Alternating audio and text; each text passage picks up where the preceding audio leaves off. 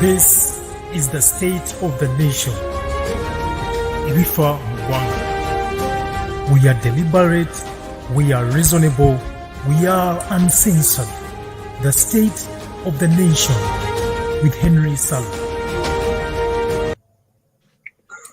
All right. Welcome to the African Alumni Association. My name is Henry Sally, and this is the state of the nation. Before I start, we wish to acknowledge this land on which the University of Toronto African Alumni Association operates. For thousands of years, it has been the traditional land of the Huron-Wendat, the Seneca, and the Mississaugas of the Credit.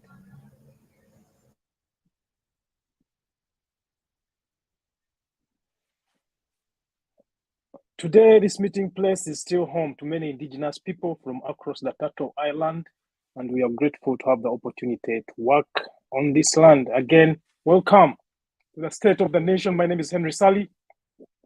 Today, we are going to talk about death. All right. Today, we are going to be talking about death, and of course, as you already know, death has been happening a lot, as it happens every day, except in the last 2 years. It has been happening among elites, among prominent leaders. About a year ago, we lost the Archbishop of Uganda, Dr. Cyprian Lwanga. Before that, we had also lost the Bishop of Masaka Archdiocese. Of course, we also lost Dr. Kalisa. For those of you who do know who Dr. Kalisa is, he used to be a prominent political analyst within the Uganda's ecosystem. We also lost Sheik Muzaata. I'm pretty sure most of you know who Sheik Muzaata is. And we lost a few other prominent people thereafter. Most recently, we have lost the Governor Bank of Uganda. Excuse me. We have lost the Governor Bank of Uganda. We have lost the Honorable Lukodo, the former Minister of Ethics and Integrity. And most recently, we lost the Speaker of Uganda, the Right Honorable Dr. Jacob Oulanyah, who was laid to rest at the end of this week, last Friday. It was a public holiday. We are going to discuss how that affects the conversation that we are going to engage with. Of course, in studio with me, the usual suspects that you all know of, including Dr.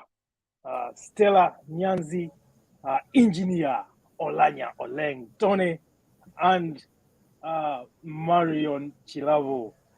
Very excited to have you, both ladies and the gentleman, Engineer Oulanyah Oleng. Thank you so much for joining us. Let us not waste any more time. Dr. Stella, why is this very important to you? I know you have written 57 poems about the death of the Right Honorable Dr. Jacob Oulanyah, but of course you're going to evaluate the many different deaths, what they mean to Ugandans, and how we should prepare for such events to sustain the country, the leadership of the country, but also to make sure that we are better planning for the future of our nation. Dr. Stella, I guess first introduce yourself, and then I'll go into the questions as they arise.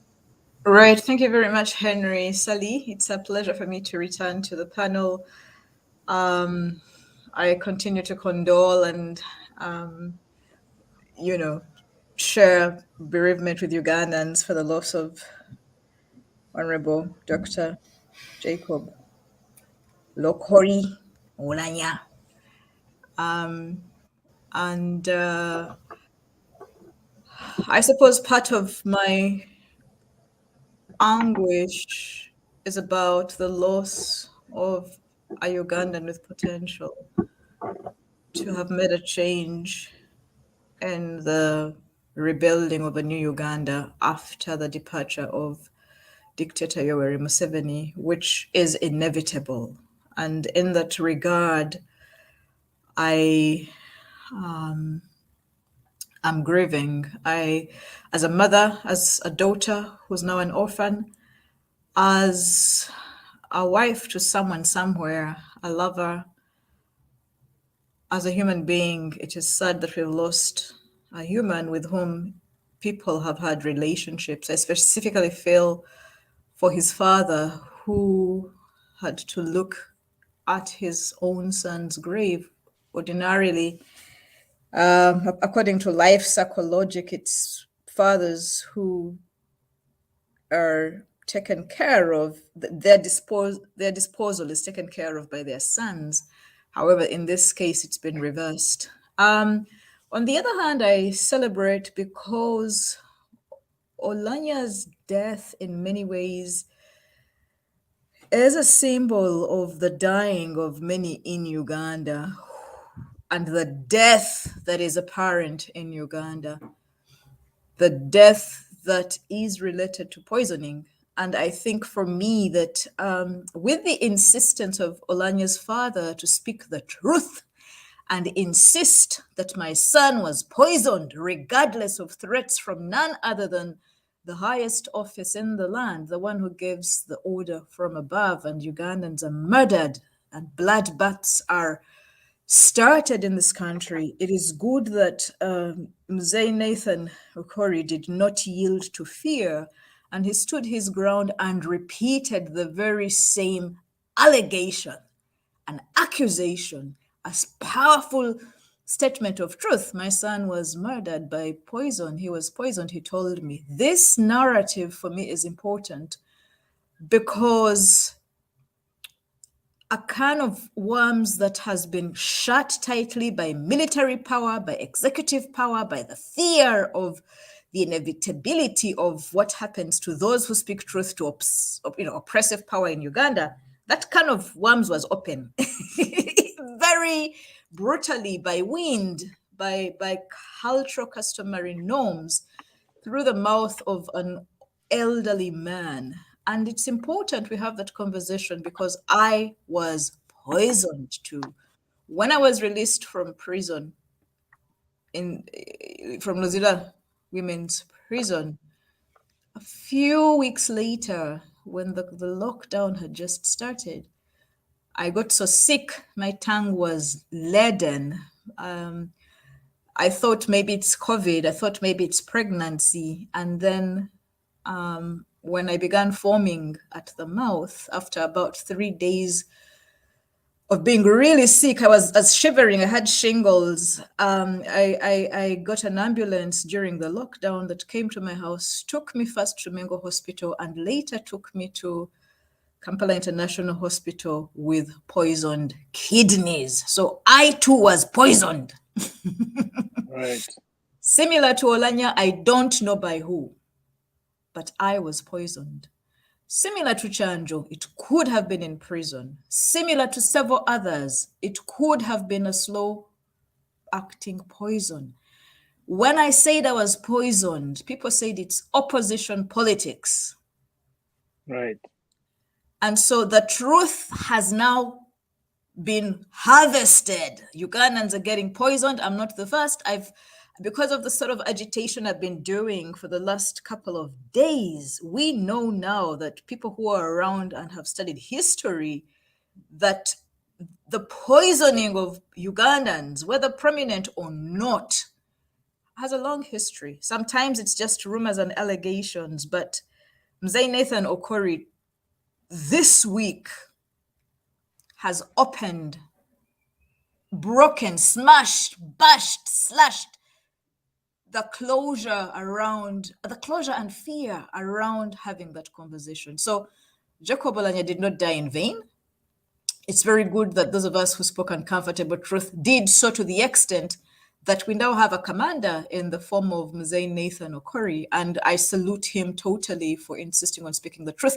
That is how I choose to introduce myself. I'm sorry I've had a slightly longer introduction, but for me, the death of Oulanya is very much the poisoning of Oulanya is about the poison in our nation beyond just poisoned bodies. Thank you, Henry, for having for setting aside time for us to kind of think through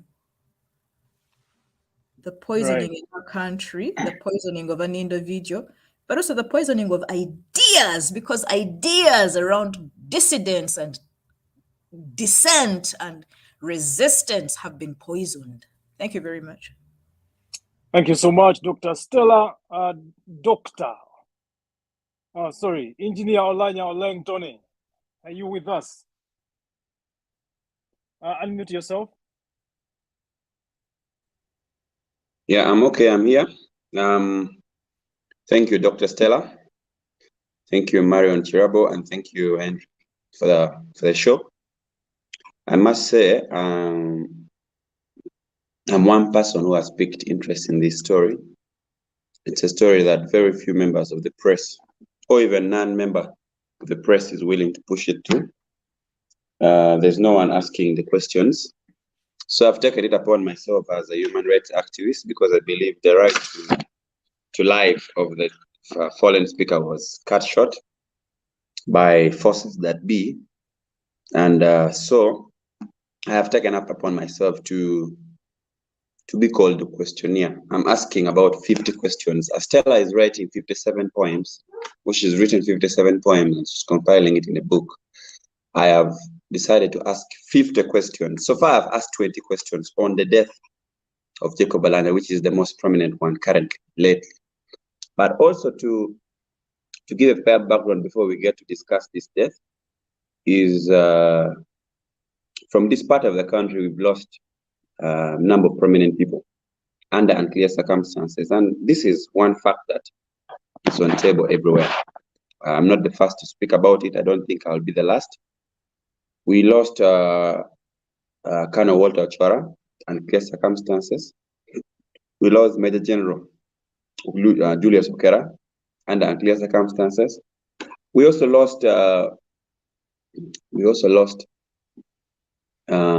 General Paul Lokech under some circumstances that Enanga, with his normal jokes, came and told us, and we did not agree with it. Okay? And we lost prominently, currently, Jacob Oulanya.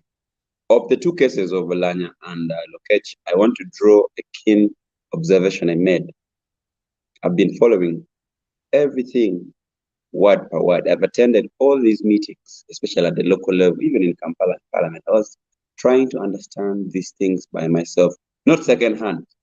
So for Lokech and Oulanya, the two things I observed was, one, government did not allow people to see the bodies of these two people. We never saw their bodies. Lokech did not die of COVID, neither did Jacob Oulanya die of COVID. Okay? That is one. Two, it's common practice that when someone dies of poison, their skin turns to be dark. Those very few who saw Jacob Oulanya, even those ones, even if, when members of parliament made a demand from parliament that they should see the body of the speaker, you heard what was said, okay, by the sitting speaker, that she has already seen the body on behalf of very many people, which did not make sense. We're still punching holes into this behavior. Then later on, from Kololo, they allowed people to see the body of the speaker, but in a rushing manner. I mean, there was majority of the members who had come to pay their last respect at Kololo had already left the venue. So you cannot say very many people viewed the body. Then from Omoro here, on record, I did not see anyone viewing the body. On record, maybe the father viewed the body. At another time, I wasn't there. Okay? But the instant that happened, which I was there in the house when they brought the body, was when the father wanted to see the body. This is a video captured with my smartphone, and we shared on our platforms. The father was not allowed to see the body then. There was a lot of confusion. The RDC came, someone came. Yeah? If you could see that picture that was with the father next to the grave, and someone talked to him. The person talked to him wearing yellow is the RDC of Amoro. He's called Andrew Nyuk, who also has a word to answer with me today because of his behaviors when Honorable Robert Chagulanyi came to Omoro to pay his last respect to the father, and of course to condole with the family and actually as a region. And so, getting back to the death of Jacob Olana, I'll start by giving a background. One, I am one person who is very keen in analyzing the deep state politics. The deep state politics of Uganda needs keen analysis. It doesn't matter where you're, which side of the angle the party colors belong, okay?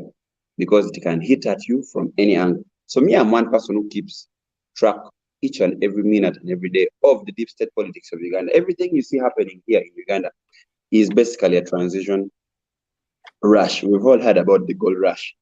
What is happening in Uganda is a transition rush, okay?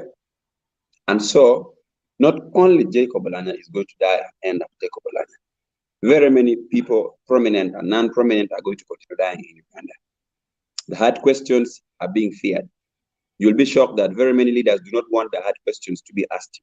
Ever since I told myself and I told the public that I'm going to ask 50 questions, when I asked 1, 2, 3, 4 questions, nothing much.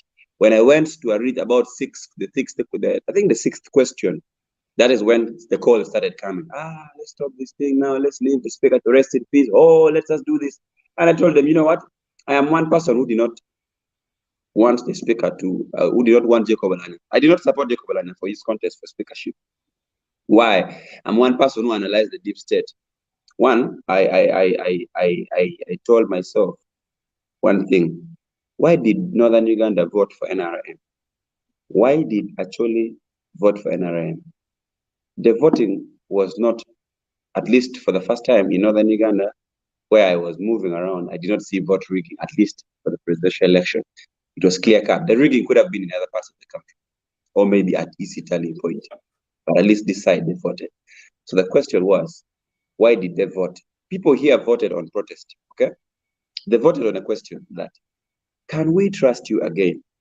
They were asking the NRM, can we trust you again? I will tell you this. This question has already been answered by the death of prominent members of Acholi in leadership, by the death of prominent members of Uganda in leadership. Very many of these questions are being answered that we cannot trust you anymore. Because let me tell you this. If Jacob Olana told people in government about his poisoning and they kept quiet with it, people who could help save the speaker's life, the whole speaker's life, the number 3 in the country, the Chiwandas, of course, I'll come to them. The Chiwandas were told, they kept quiet. Chris Bariumuzi was told, but it's the same Chris Bariumuzi now trying to bash the father. And people were saying that if Chris Bariumuzi had come with these lousy claims that the father is not a doctor, so he cannot speak about. It seems you have delved into the conversation. People were saying if Chris Bariumuzi had mentioned those statements at the burial, people were going to, at least dead bodies were going to remain inside of the country. That is what people were saying. Lucky enough, he went and said it outside this part of the country. Okay? And so, for you to agree with what I'm trying to say, that people voted on a question of trust, wait and see the Omoro county by-election. It's next month, okay, in May, around 26th May. It's a contest that will show you, it will expose for you what I'm trying to expound on here. It will tell you that, yes, people really voted on a question, and they now have the answers to the question of trust. Okay. That is one. Two, there's a question lingering in the public that why did the president show up to condole with the family of Jacob Olana? His close friend, his number 3 in command, and rather chose to go to Kenya, where there was Kadaga also presiding over welcoming DRC Congo, which is something he would have delegated his Minister of East Africa to do, because this, we believe, as a tribe, was much more important to the president than going to welcome DRC, which was already a former arrangement. So the question would be, as we always see the president going for by-elections, we're going to wait tomorrow and see the president come for by-elections. He will be met up with questions. And the question, one of the questions will be, what was more important, the burying of the speaker or going to DRC? That is one. Two, the question of, do we trust you or can we trust you again? That is another question. Then the third question will be, why are prominent members of Uganda, or particularly from this part of the region dying mysteriously without any clear explanation from government.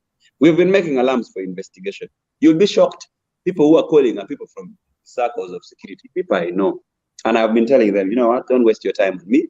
As for me, you know me, I am beyond intimidation. So I'll speak my mind, I'll speak it and continue speaking it, because I am one person who is very confident Jacob was killed. The person who killed Jacob is what we should start from. Don't start saying we don't ask the questions. So I've been asking questions. And among the key questions I asked were basically 4 questions. The other questions were basically now touching the other narratives that could help in their investigation. One, we now know what killed Jacob. Jacob was killed by poison. Okay? That one, the what has been answered. The rubbish talk of Ruth Jeng Chain and the other people, it's a shame. In other countries, the Minister of Health have just resigned for being a joke. Okay? So the question of what has now been answered. What killed Jacob? We know it is poison. Now we're asking question. Who killed Jacob Olanya? That is the other question we're asking. Who killed Jacob Olanya? The second question is, why was Jacob Olanya killed? Which question, if you read other journals and other books, if you read the Komonyoko politics of Norman Tumusiime, you clearly see Norman giving his reasons, even quite before the death of the speaker. And maybe to elaborate more on that, there are people in this country, or there are people who are Ugandans, be it in any part of the country, who seem to be having a hit list of who is next. That comes to my other third question: who is next? There are people who seem to know who is next in this country. I'll tell you this for a fact. After even during the burial of the speaker. No, let me finish up, because I have more details that you need to know.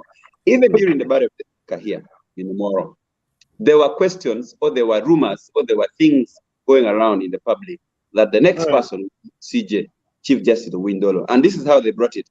The people were saying the next helicopter we're seeing will be going to Agago. Agago is the district where the Chief Justice comes from. That is where the next helicopter will be going. That's what people were saying. And this is something you cannot debunk. As government, if they were a serious team, they were supposed to start finding out why, what is coming up. There are people like Fred Kajubi Lumbwe, he's a blogger. He seems to be having a very credible intel. He has ever warned people. I have followed Lumbwe for easy live streams. Unfortunate that it speaks most times in Uganda, but at least I've tried to look for Uganda translators to help me speak, guide on a few things. One, the aspects where he spoke in English, like one, he warned General Lokech, that Paul Lokech, you're going to be killed. Lokech was dead. Lokech died. Whether killed or not, we know Lokech died, but Lumbwe warned him. I saw Lumbwe warning the bishop, Cyprian Lwanga. Bishop died. I saw Lumbwe warning the Speaker of Parliament, Jacob Olanya.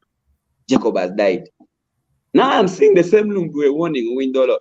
If a Windolo died, God forbid, then we need to start finding out. Lumbwe seems to be having a credible source within the system who seems to tell him who is next. There are people within this system who are not happy with the system. And so they may not have the platform and the courage to speak it by themselves, but they will use another platform like Lumbwe's platform to speak. And so, for me, I will stand on this and I will agree with what Chairman Mao said. The question in Uganda has now reached a point where we need the truth. The whole truth and nothing but the truth. And that is the point.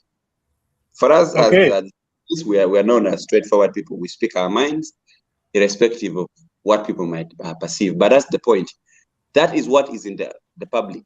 So my questions are ongoing. I'll be asking them, 50 of them. I have so far asked 20 questions, 20 good questions. Maybe the other thing that you should take of note among the questions I've asked is something you should know is that the father of Jacob Olanya, Nathan Okori, chased a very key member of Jacob Olanya's close confidence away from the burial, away from the meetings, and the person never appeared. And this person is called Ben Achela. This person was the political assistant and a very close confidant of Jacob Olanya. The father chased him away. So that is where police should start from. Why was he chased?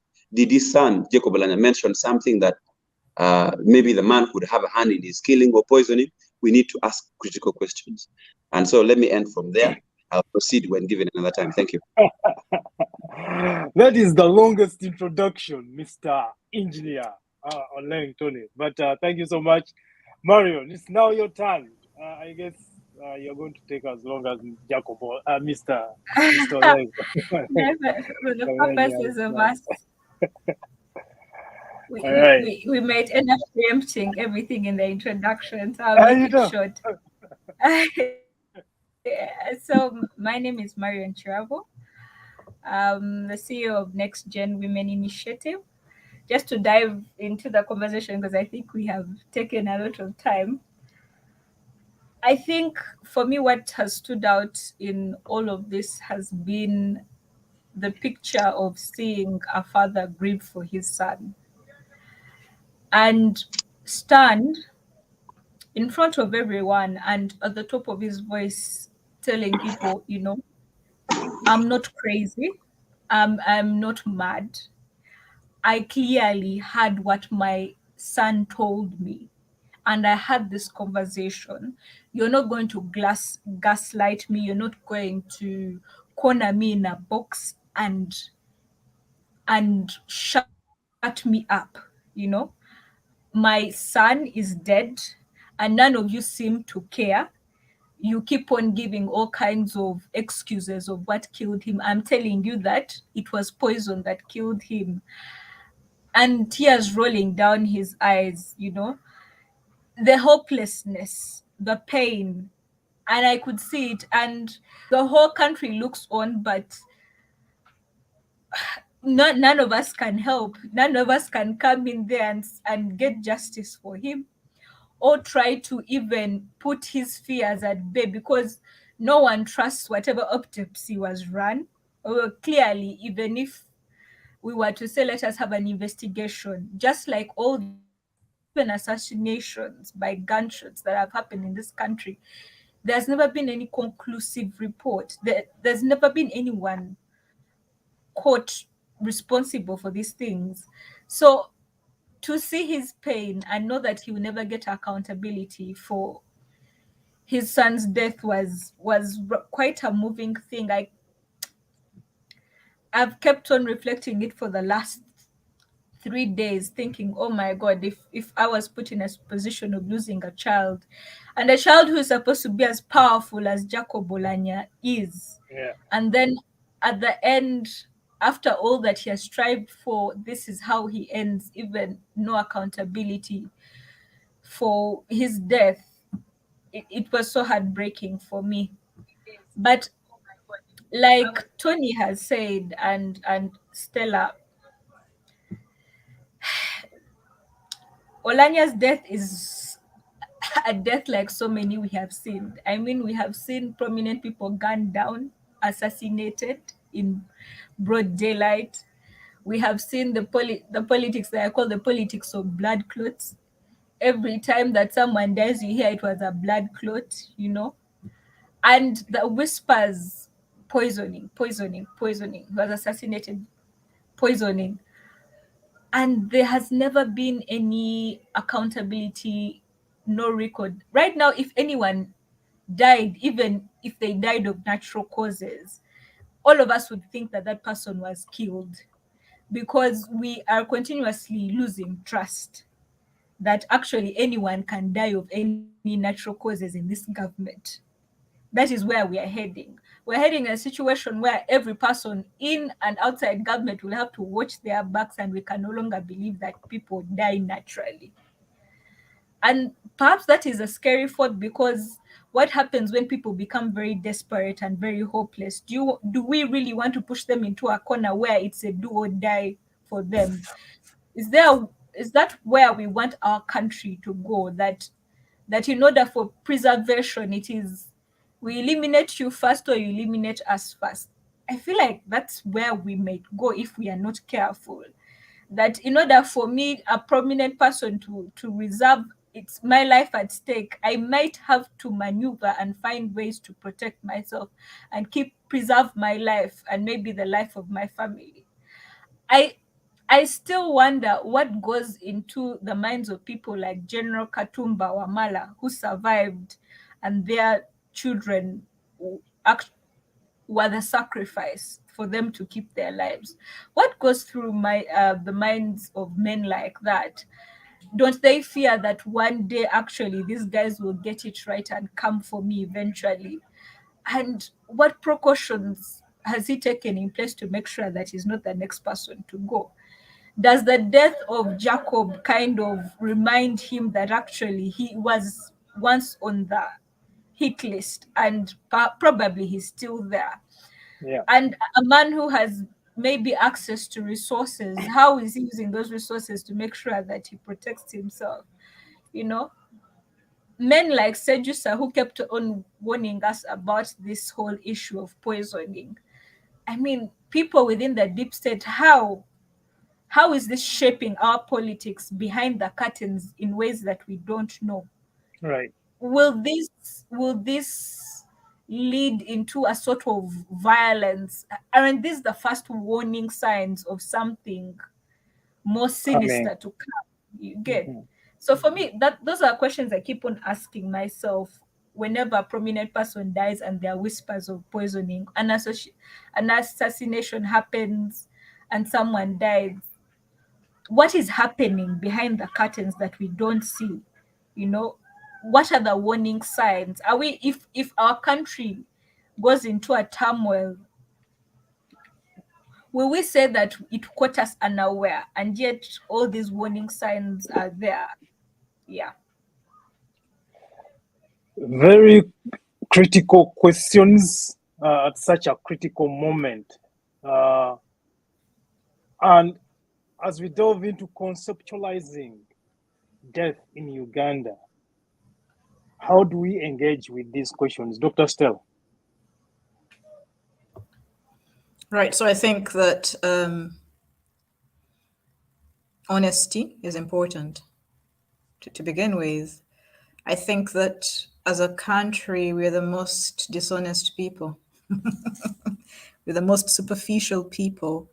We're the most, we've been reduced to either silencing ourselves because of fear or for survival, meaning that we stand to lose a lot if we speak truthfully.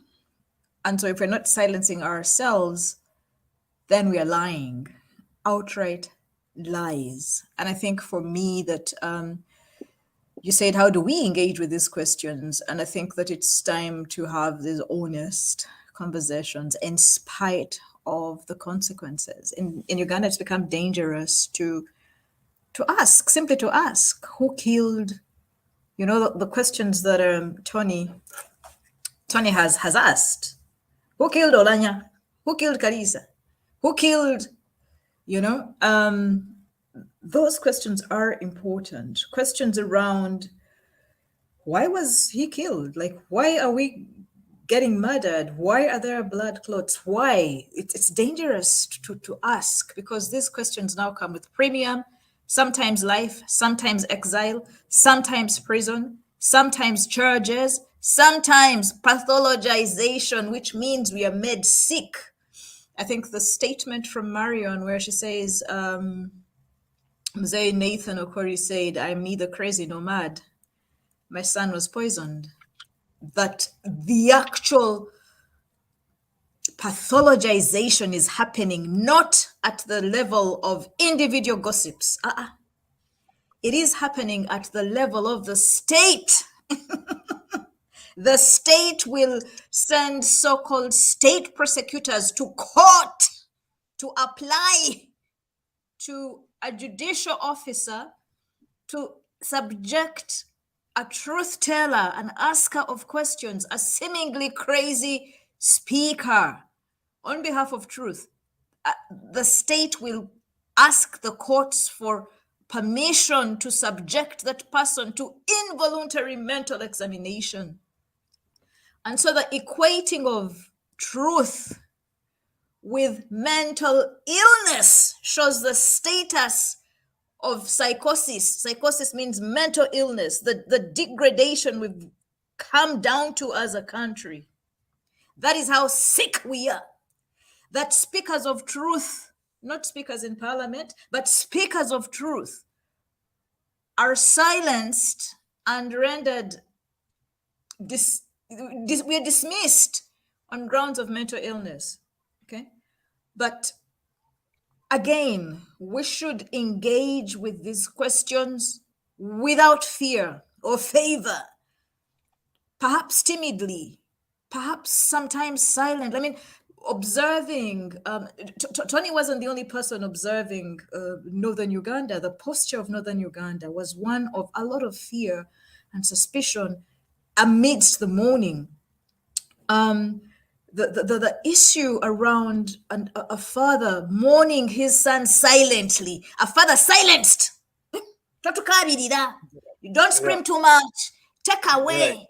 Are you a doctor also? Are you more doctor than the medical doctors? And so the idea that speakers of truth, including those closest in terms of relationship to those who've been murdered, must now take postures of either mental illness, right? Or suddenly they become heroes. And I think that is sickness. When the truth becomes heroic, right, it should be our staple food. It should be like oxygen that we can ask questions, we can engage, we can even write poems and not be called mad or witch doctors or lesbians. I have been shamed.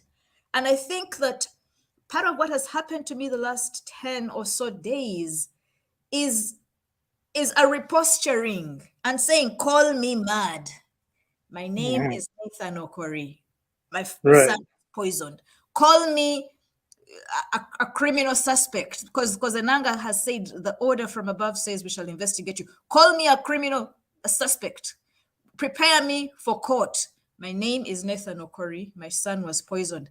Do whatever one wants to do. My name is Nathan Okori. My son was poisoned.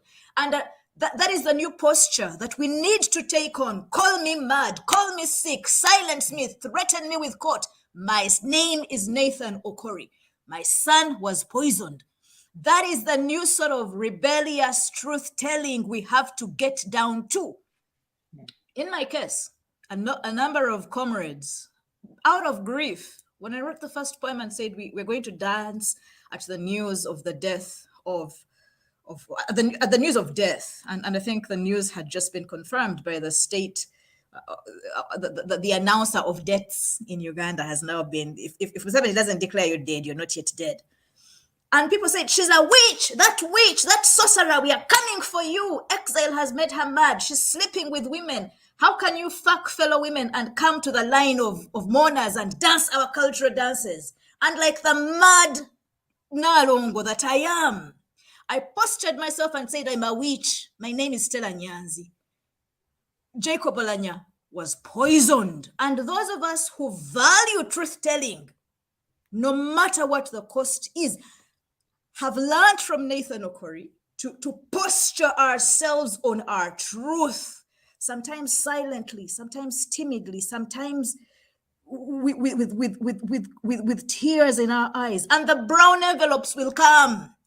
We saw those posturing bleached women coming with their brown envelopes, kneeling, the hypocrisy of humility, the posturing of corruption. But the ugly look of brown envelopes was there. Okay? We shall be bribed with brown envelopes. The state signature in Uganda today is brown envelopes. Take the brown envelopes. Tell them, my name is Nathan Okori. My son was poisoned. Listen to the intimidation from your people. You'll be arrested. She's a criminal. Her truth's a criminal.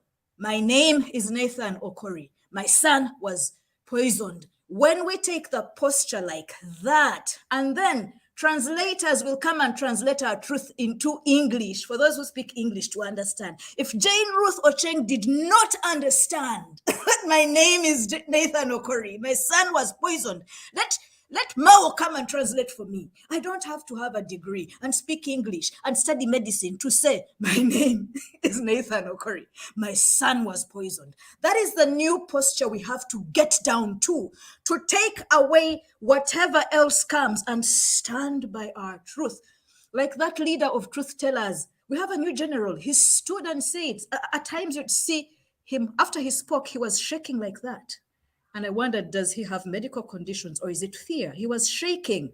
But after he spoke his truth, he sat down and we all knew his name was Nathan Okori and his son was poisoned. If the speakers of English don't translate for us our simple bare truths, the wind will come. The wind will come. The ancestors will come. Now, Kabaka Mutesa is saying, I was also poisoned. Kabaka Daudi Chua is saying, I was also poisoned. Kabarega is saying, I was poisoned. Lokesh is saying, I was poisoned. The high and mighty will join us when the wind blows. Our history will come and blow away the intimidation. And soon the chant of the nation will be, my name is Nathan Okori. My son was poisoned. So that Nathan Okori for me has become a symbol of the repackaging of our resistance. Right. That the line has been clearly drawn. And after it's drawn, the Chiwandas will come and say, hey, by the way, even me, my name is Nathan Okori. Okay? And Parliament and the executive and Enanga and the newspapers will have to start saying, hey, is his name really Nathan Okori? Hey, was he really poisoned? And the question will be asked in Luganda, in Lusoga, in Rukonzo, in every language. So I think for me, Henry, that this is not a moment to sit back and say, hey, about what? Okay. Truth perhaps is the way the new resistance has to take, that you just have to say, hey, I'm hungry. Okay. Right. This is my hunger.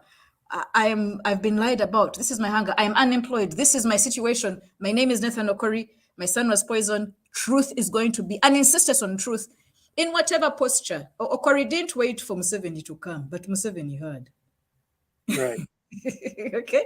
He had been silenced. The monitor had carried a story saying Olanya's father won't be allowed to speak. When that wind came, the wind is surely going to come and expose whatever. And in a way, those of us who understand seasons, you know the signs, run with the season, the sign of the season, the sign of the transition. The change in the narrative of Olanya has been really interesting. I've been glued on news back home, although I'm in Amsterdam right now. But the posture of fear, when those women, the mourners, ran into the field and they were dancing and singing acholi and singing hymns and singing cultural songs, I was like, wow, like it's a done deal. You do what you want, it's a done deal. And I think we must be sensitive to the timing.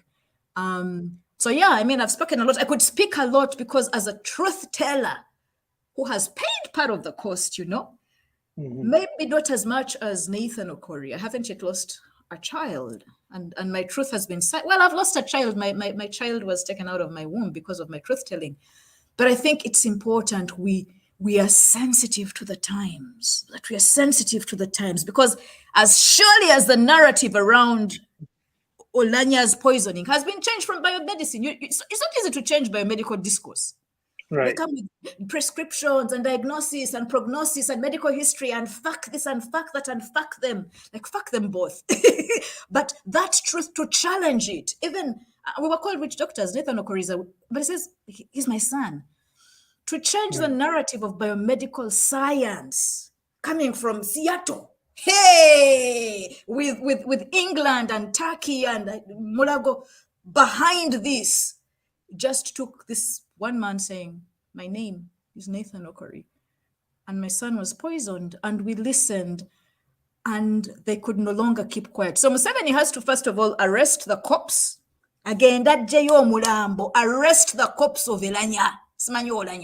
If Museveni is as executive as he is, okay, he should either read the Times and give up, or he should go and arrest the cops of Olanya, because Olanya spoke to his father. Olanya spoke to Chiwanda. His father, I forget his politics, but the politics of Chiwanda is a Muganda in the NRM. Those eaters from Buganda, my people, those hypocrites, okay? And they're all saying it's true. Olanya was poisoned. The first suspect in this criminal case, if it's criminal to be truthful, is Olanya In his lifetime, he told both his family, but public officers as well, that he was poisoned. The second suspect is Olanya's father. The third suspect is the translator. What's his name? Mo. Mao. And then all of us, come and arrest all of us, we are suspects. Those of us who have been saying, hey, he was poisoned. He's dead. He's deader. He's deadest. He's dead, didn't he? So now he's poisoned. Poisoned he? That's the question. And very soon it becomes the chorus. I will shut up because I've spoken a lot. And Henry, you need to control me either by turning off my mic or something. It seems like you and Engineer Olanya decided you're just gonna pour everything out. This is a very sensitive topic. I feel like I would be doing injustice to you by stopping you from saying that truth. I'm gonna ask you to take the responsibility to manage the content that you are sharing so that everyone else can engage in the conversation more productively. But without any further ado, I want to first of all appreciate the people who are following the conversation. Hope Angel Biluima, Ndagile Remy, Ayela Simon, Masmo, Captain Erao Amen, and Mutiaba Francis, and of course those who haven't yet commented. We see you, we appreciate you, and we celebrate you. Engineer Olanya, unmute yourself, please. To start with what Stella has already put across, she's already given us a better introduction in Uganda. So I will start from there to reintroduce myself and say, my name is Nathan Ukori. My father was poisoned. My son was poisoned. That is it. So that's the new introduction we have. So that's the new name and new simple introductions we have. To add on what Stella said, it's unfortunate Stella wasn't around, but me, I've been around. I've been on ground. Where I stay in Gulu is just 45 minutes drive to Logi Omoro district where the speaker was buried. A lot of ugly scenes were not reported to the media, and so me, I will speak it up because they were ugly enough to be spoken about. One, the whole of this time, ever since the announcement of the death of the speaker, his father was being coached. Father was being coached to shut up, not to say much, not to say actually anything. Was being coached all through this period. They were coaching Muse, please don't talk. Muse, please don't talk. Me, have been attending these meetings. I've been going there. We even mobilized a bull amongst ourselves because the National Organizing Committee led by Minister Babalanda were there feeling themselves in Kampala, delayed with the money for the arrangements of the burials. So it was community mobilizing resources. You heard what the MPs were saying. A member of parliament from the NRM, Abe Lillian, say, after all, if NRM government wants to keep their money for the burial of the speaker, they can keep it. What does it take to bury someone? We need a grave. We can actually dig the grave. Okay? So even people in the NRM who are now looking at this country logically are beginning to speak up. And so I'm still saying the speaker was being, the father of the speaker, Nathan Ukori, Nathan was being coached all through this period for close to 3 weeks, 2 weeks, that we observed. But the man kept his cool, kept his calm, and came and spoke what we all expected of him. Maybe notably about the monitor story. Yes, it was indeed true that the speaker's father was not supposed to speak. Okay? The arrangement came from the National Organizing Committee that the speaker's father must not talk. And so we waited. We said, okay, no problem. Among the people I saw on ground who said and actually threatened and put a lot of pressure on ground, there were a lot of things that happened that people didn't see. Was MP Odongato. Odongato traveled from where he was. I think he was in Spain. He traveled back home and he came to Omoro in Logi, and he made mention and said, and of course Odongato is an action-oriented MP, former MP. He said, should the father speaker not be allowed to speak, some of you will not go back to Kampala today. We shall wrestle it here and we shall finish it on this burial ground. That was Odongato's speech. So when the winds came, culturally in Acholi, when I consulted a few elders who I trust, these were the explanations for the wind. They were not for fun. One, the wind simply means the person who has died is not satisfied. The person who has died is not satisfied, with the cause of death. That is one. Two, and that the person who has died under mysterious circumstances. That is the second thing. Then the third thing is that the killers of the person is on that side of the barrier. That means, according to the elders, which I believe are true, is that the persons who poisoned Jacob Elanya, or who used people to poison Jacob Elanya, were present on that barrier ground on that day. And so we're actually praying that the wind should have actually blown on the tents that had the people who had poisoned Jacob Elanya. You just wait and see. I'll give you a simple story. All of you followed the story of Matthew Kanyimunyi, not so? Yeah. The guy who killed the child rights activist who shot at Akena and then denied. Then, okay, the actually said no problem. They came and did their thing. They buried Kanyimunyi with what? With one, I think one, they call it, it's a broom, yes, with soft brooms. They buried him with a soft broom. And later, it didn't take long, we saw Kanyimunyi coming to confess by himself. The confessions are going to come, just like you saw the wind blowing it up. And Mao clearly said, Jacob is alive. And the brother even confessed and said, yes, Jacob is not dead. He is going to hunt for those people who killed him.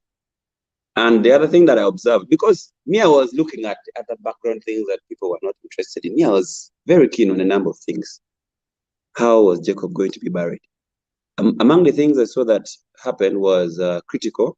Jacob was buried facing the roadside. And that's also an indication to give him way, like way of passage out of home to go and avenge his death. That is one thing people need to know. So expect drama, expect cultural revelation, expect a lot more confessions. The Chiwandas are confessing. We should be asking questions of who is next on the hit list of the confessions. Majority of these people who Jacob spoke to and decided to keep quiet will speak for themselves. They will come out one by one. One by one. That is one thing I'll tell you. And of course, the other thing that the media did not report is that the wind that blew off the tent had about three things. We're clean. There's a video that went viral and we're trying to examine it.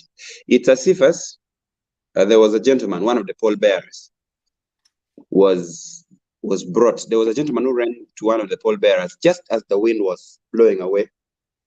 Almost, actually, because there were 6 pallbearers, I saw there were 6 pallbearers. 2 were standing, 4 were seated. So the other 3 who were seated on the left decided to hold and press the coffin like this, the casket. Right. Yeah. And then when the wind was blowing, if those other 3 had not pressed the coffin like this, would have seen that casket off. It was going to go off. They pressed it like this. If you could see the videos, this is not me. This is something that was captured on camera. And we wanted an explanation from those who felt they had good faith in God, wherever the case. In this case, you see, for me, in faith, I believe in our cultural lining, it also has a limit. God also has its own limit, like the Christian faith. So from here, we're still dealing with our African traditional arrangements. So those 3 held the casket, did not go off. But there were 2 people who were of interest for me who was examining the video. I was examining a video that I perhaps, if you guys have not seen, I'll try to share with you. Frame by frame, you would clearly see a gentleman wearing white. He ran towards one of the pallbearers and gave him something. And this guy was rubbing that something in his hand from the back and then brought it to the front where the casket was. So that seemed like a ritual. And now that gives more clarification on what the elder said, that among the 3 reasons as to why that wind was not for a joke, that wind was a sign that indeed the killer, Jacob Elanya, was there. And the killer, perhaps because of fear, also practices witchcraft or came with a lot of arrangements, decided to use that kind of ritual to suppress the spirits of the Jacob or Elanya. And so, in a meeting that was called for by the Chief Justice, summoned the meeting. I think he did not get it well, but he was speaking in Acholi now. Summoned the meeting yesterday in Umoro, back home at the home of the Speaker. And among the things that were being discussed were the questions of what killed Jacob Elanya, right? Were the issues of how the family will move on from then, were the issues of how the death of the Speaker will be dealt with.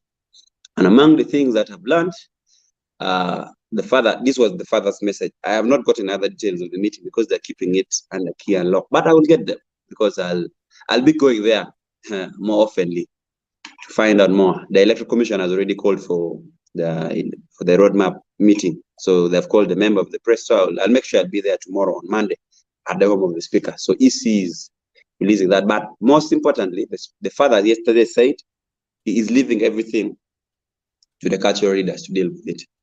He knows the son was killed, and actually, this is what happened. This is the other thing that the members of the press did not report.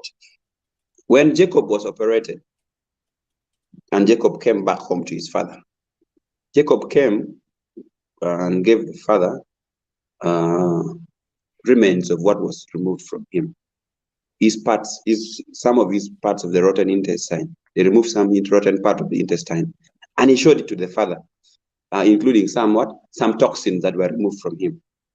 So under the traditions, I believe he was buried in that compound, and that's why the father felt and said his son was poisoned. Among the things that Mao did not translate well, I'm one person who understands actually very well. Mao missed out this point, and so I would say it while not using a lot of English, but using layman's English for you, the audience, to get, and also the panelists.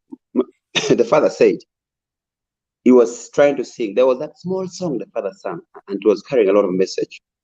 And this brings me to the other person that I was talking about, the PA to Jacob, the political assistant to Jacob, who apparently people think and people suspect was used. This is what the father said, that for me, I am not crying in vain. Yeah. Me, I am crying not because I am stupid, but I am crying because my son was killed. I am blaming not everyone, but I'm blaming the person who poisoned my son. And this is what he said in the song. He said, the spear that killed my elephant, he was calling Jacob his elephant. The spear that killed my son, the elephant, was a spear that was just next to him. Was just what? Next to him. And this is the same father who chased that gentleman away from the burial, from the meeting, from the first day they announced the death of the speaker. The man came for meetings, they chased him away. And these are things that nobody in the media would dare to report about it. It's an activist like me who doesn't care to speak it up, and as I've spoken it up. So the death of the speaker has come with a lot of miseries and questions. One of which I believe the NRM as a party will pay for, and they'll pay for dearly, politically. There are political repercussions that the president himself will pay for, and the NRM will pay for in this part of the country, for the loss of at least two prominent sons. One, Major General Paul Lokech, who was mockingly, posthumously promoted to Lieutenant General Paul Lokech. And then this one here, the Speaker of Parliament. And then there was something that I believe was so insensitive of President Museveni. He went and said on the burial in Kololo, he said, if you know you have health issues, don't come for the position of the speakership. That position has high voltage. It is very risky for one person to die. I don't want you to die as a speaker. I mean, everything doesn't add up. And so as Ugandans, we will continue asking these questions. But most importantly, as part of my recommendation, which I strongly confer with what my mother Stella Nyanzi said, is Uganda needs to have a critical and a very honest discussion pertaining the future of this country. If that has been ignored, just watch the space. Just like Rasta said, in this case, Rasta meaning Robert Chagulanyi Bobi Wine, he said, we're sitting on a time bomb.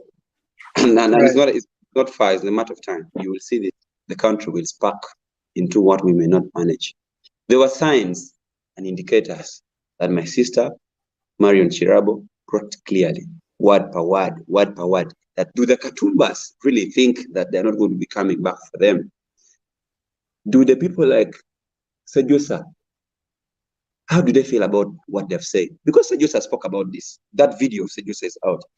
And people are saying, we've not seen Sejusa in the public. Is he under house arrest? There are a lot of things that linger in this country that we need to have on this discussion about.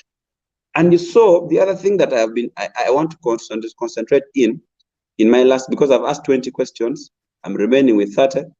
The 20 questions were more of actually, I think the other 30 questions, or the other 10, the last 20 questions will be into the national arrangement of how things move.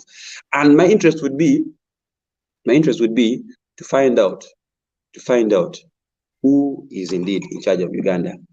You might find that we know President Museveni as the president of Uganda, but the people in the deep state who are running the affairs. Dr. Stella, you should be very much aware, and my brothers and sisters on the panel, about the issues of the mafias. They seem to be running this country without even the president knowing. I have on a very close look, watched President Museveni caught off guard on a number of things. Totally off guard on a number of things. He just also gets shocked. What has happened? That has happened several times. So you ask yourself, is President Museveni really in charge of this country? Who are indeed the people running this country? Who are the mafias running this country? There are people who seem to be having the godfathers. Nothing seems to be nothing seems to be done to them. They seem to be doing their things the way they want. We should be asking questions like, who are the people behind the likes of Sipapa? Who are the people behind the likes of Sipapa and these other funny people you see around posturing? Okay, so we need to find the bottom line about this country. A lot has been said, and a lot will be said. I only encourage that very many people join this kind of questions, this kind of question asking, so that we find out the Cholis are speaking, the Bagandas are speaking, the Busogas are speaking, and it is very, very much painful. For me, I was very much disturbed not to see President Museveni at the barrier of the speaker. His so-called very good friend, his number 2 in command in the NRM, his number 3 in command in the country, his speaker. Okay, when the president said that you cannot be a speaker when you have issues with your health because you can die. The position is risky, it's high voltage. Indeed, it was trying to mean that, in the constitution, the speaker can actually remove the president. You guys know that, okay? So a speaker's position is quite a sensitive one. And so the vacuum that Jacob Elanya left is one vacuum that you can't mess with. I want to make a quote that Jacob Elanya put across. Dr. Stella, irrespective of Jacob Elanya's political party, Jacob was an open-minded person. I want you to look through what other things that Jacob did in that house.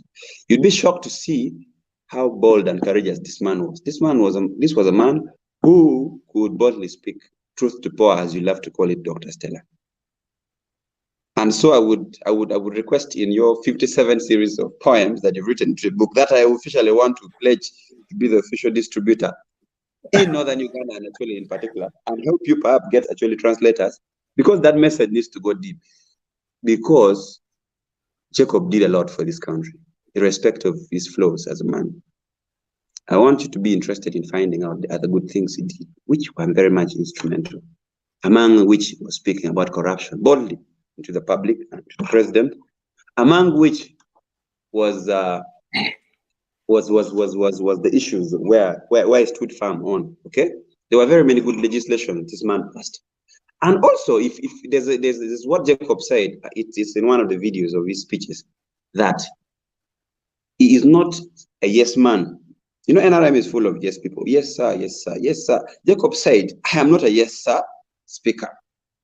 I have a brain, and these are my 3 principles that I will use always when I'm executing my duties. 1,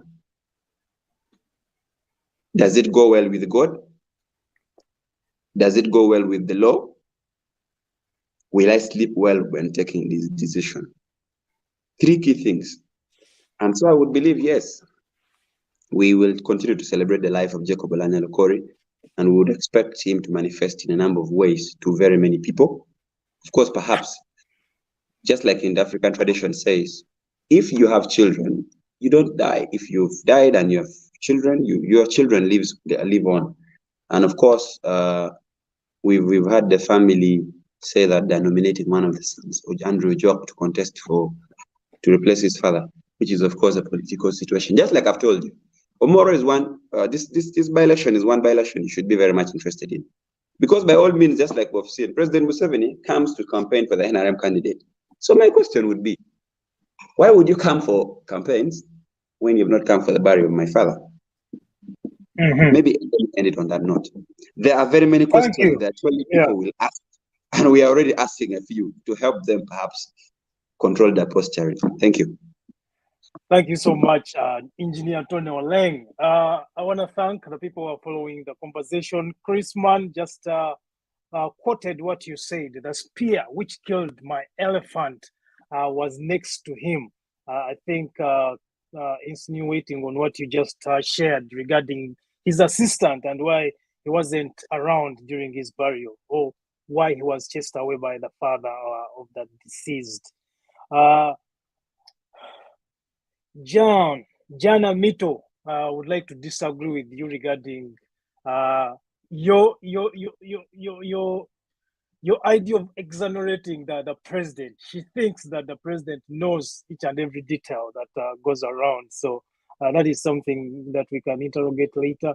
And Sami Kambale seems to be saying that even though you are saying that Dr. Olanya, the late, was not a yes man, he was key. He was a key member of the people who removed the term limits. I think he's trying to say that in that moment he had the power to refuse that, but he did not do it. All right. Jan again says you cannot do a lot when you are in the camp of NRM. One fundamental error the late speaker made was siding with the regime. Regime is rotten, period. The regime is rotten, period. We are still engaging in the truth-telling and questioning how we can engage with these questions. They are implicit. There's implicit truth-telling, and there's also a deliberate truth-telling, like the late speaker's father has decided to do. Marion, your thoughts on how we continue to engage in truth-telling, of course, but also if you want to respond to any of the suggestions that have been laid out by both Dr. Stella and Engineer Oleng. I must say that some of the things I have heard from Tony around the circumstances that the conversation that went on between, or what people say went on between Jacob Olanya and his father, quite depressing. If there's any truth to it, I cannot start to imagine the pain of when a child comes to you and gives you such evidence. I can understand why, irrespective of everything, all the pressure he was under, there is no way any parent could let that go. And I can't. It's shocking. It's heartbreaking. I must say. I have no words to describe that. That's quite painful, but it also comes to show you that when it comes to this government, no one is safe. When it comes to a dictatorship, and when it comes to power that is unchecked, whether you're on the right side of that power or you are in opposition to that power, eventually it will consume you as long as you're not the person wielding it. Mm-hmm. So even though people will say, oh, let me take refuge in the NRM, if I'm together with them, I'm safe. But when in a dictatorship, when a person wants control and absolute power, everyone becomes a threat to that power. There's no one who is safe, especially young, intelligent men who seem to have a following, in a region such as northern Uganda and Acholi region. As you can see, the love that the people had for Lanya, this whole incident has shown it, that he was a great leader, at least in his place. Probably if there was a succession question, he might have been considered to be one of the people to come in and maybe replace, or maybe contend for. Maybe if I could just interject something, Mario. On your point of succession, this is one thing that you could have missed. I was very much interested in finding out what really could have gotten Jacob in all this mess. Jacob made mention statements in a place called Atanga in Gulu here. He said, at one point, I will be president of this country. And you guys know that this is one thing that if you mention today, tomorrow you are in a very good analysis of the state. Jacob mentioned that statement, and you heard what Mao said at the barrier, that when Jacob became speaker, Jacob called him and said, the speaker is in. Where is the president? And Mao said, at my level, we still have traffic jam. So that's it. All right, there you go. The context continues. Yeah. Proceed. So Yeah. a very intelligent, like I was saying, a very intelligent person who has a huge following that Jacob Olanya did, and has actually the respect of the elite class, at least. He would be a very big threat in so many ways. So it doesn't matter where you want to hide, which side of the argument you're on. If it's a dictatorship, whoever is sitting in that seat would want to have power all to himself, and he would want no threat to that power. So if you are one seducer, if you are one Lokech, if any influence that you gain, any little power that you gain in whatever position you are, you will be eliminated. So I think those are one of the biggest lessons that should be out there for any person, especially people in government, that they are not safe under this dictatorship. That as much the cause for a stable Uganda, the cause for a real democracy, the cause for having this government out should also be their cause.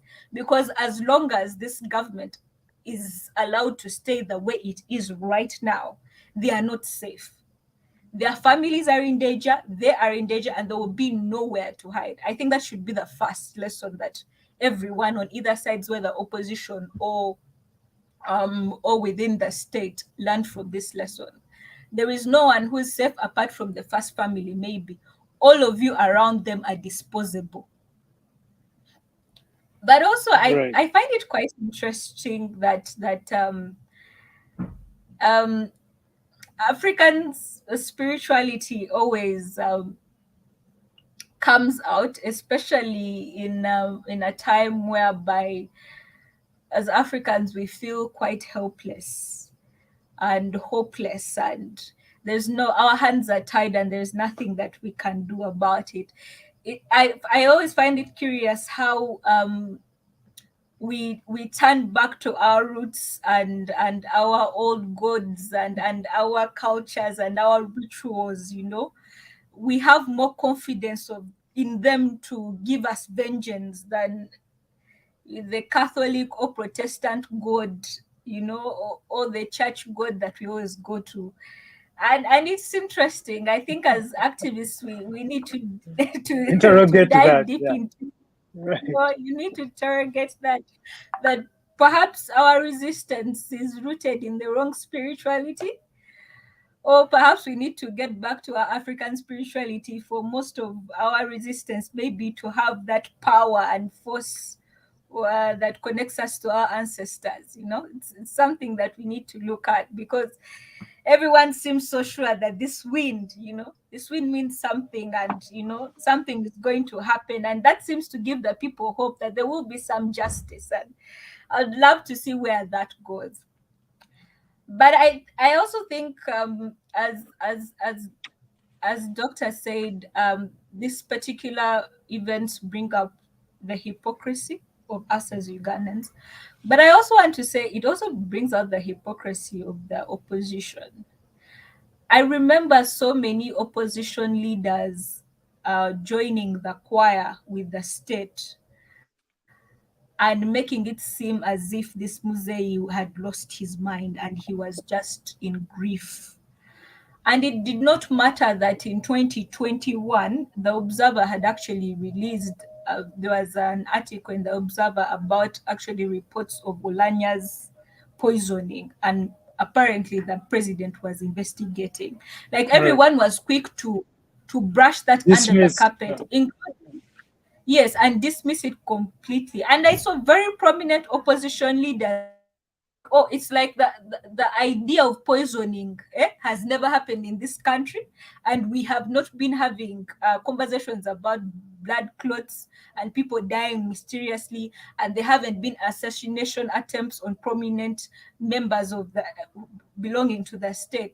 Like, instead of, I don't know, coming, I don't know if it was fear. Maybe we should start to interrogate if the people perhaps who we consider to be the leaders of our resistance have become, how can I say, complacent, or maybe they have also started to believe in the lies that come out of the state machinery, or perhaps they don't want to fight anymore. I don't get, because I kept on seeing the Maus, dodging around the subject until, unfortunately for him, the father put him in such a position where he had to say it through his mouth. I He had know, avoided yeah. the whole idea. But he put him in a position where you must say that my son was poisoned, because you are the translator and you must translate. But he had refused to completely say it out Say it, loud. yeah. I looked at how the Semu Jews also dismissed it.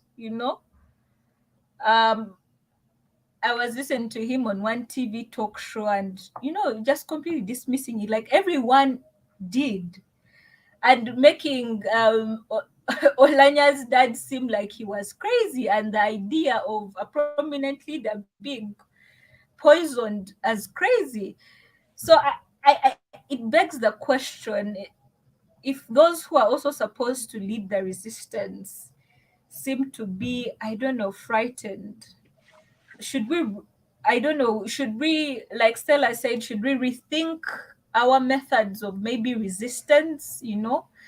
Should we, how are we to go about it? Do we start to look maybe within ourselves and see how we as a people, maybe who are not afraid, people like Muzei who are not afraid, then become the new symbols of resistance?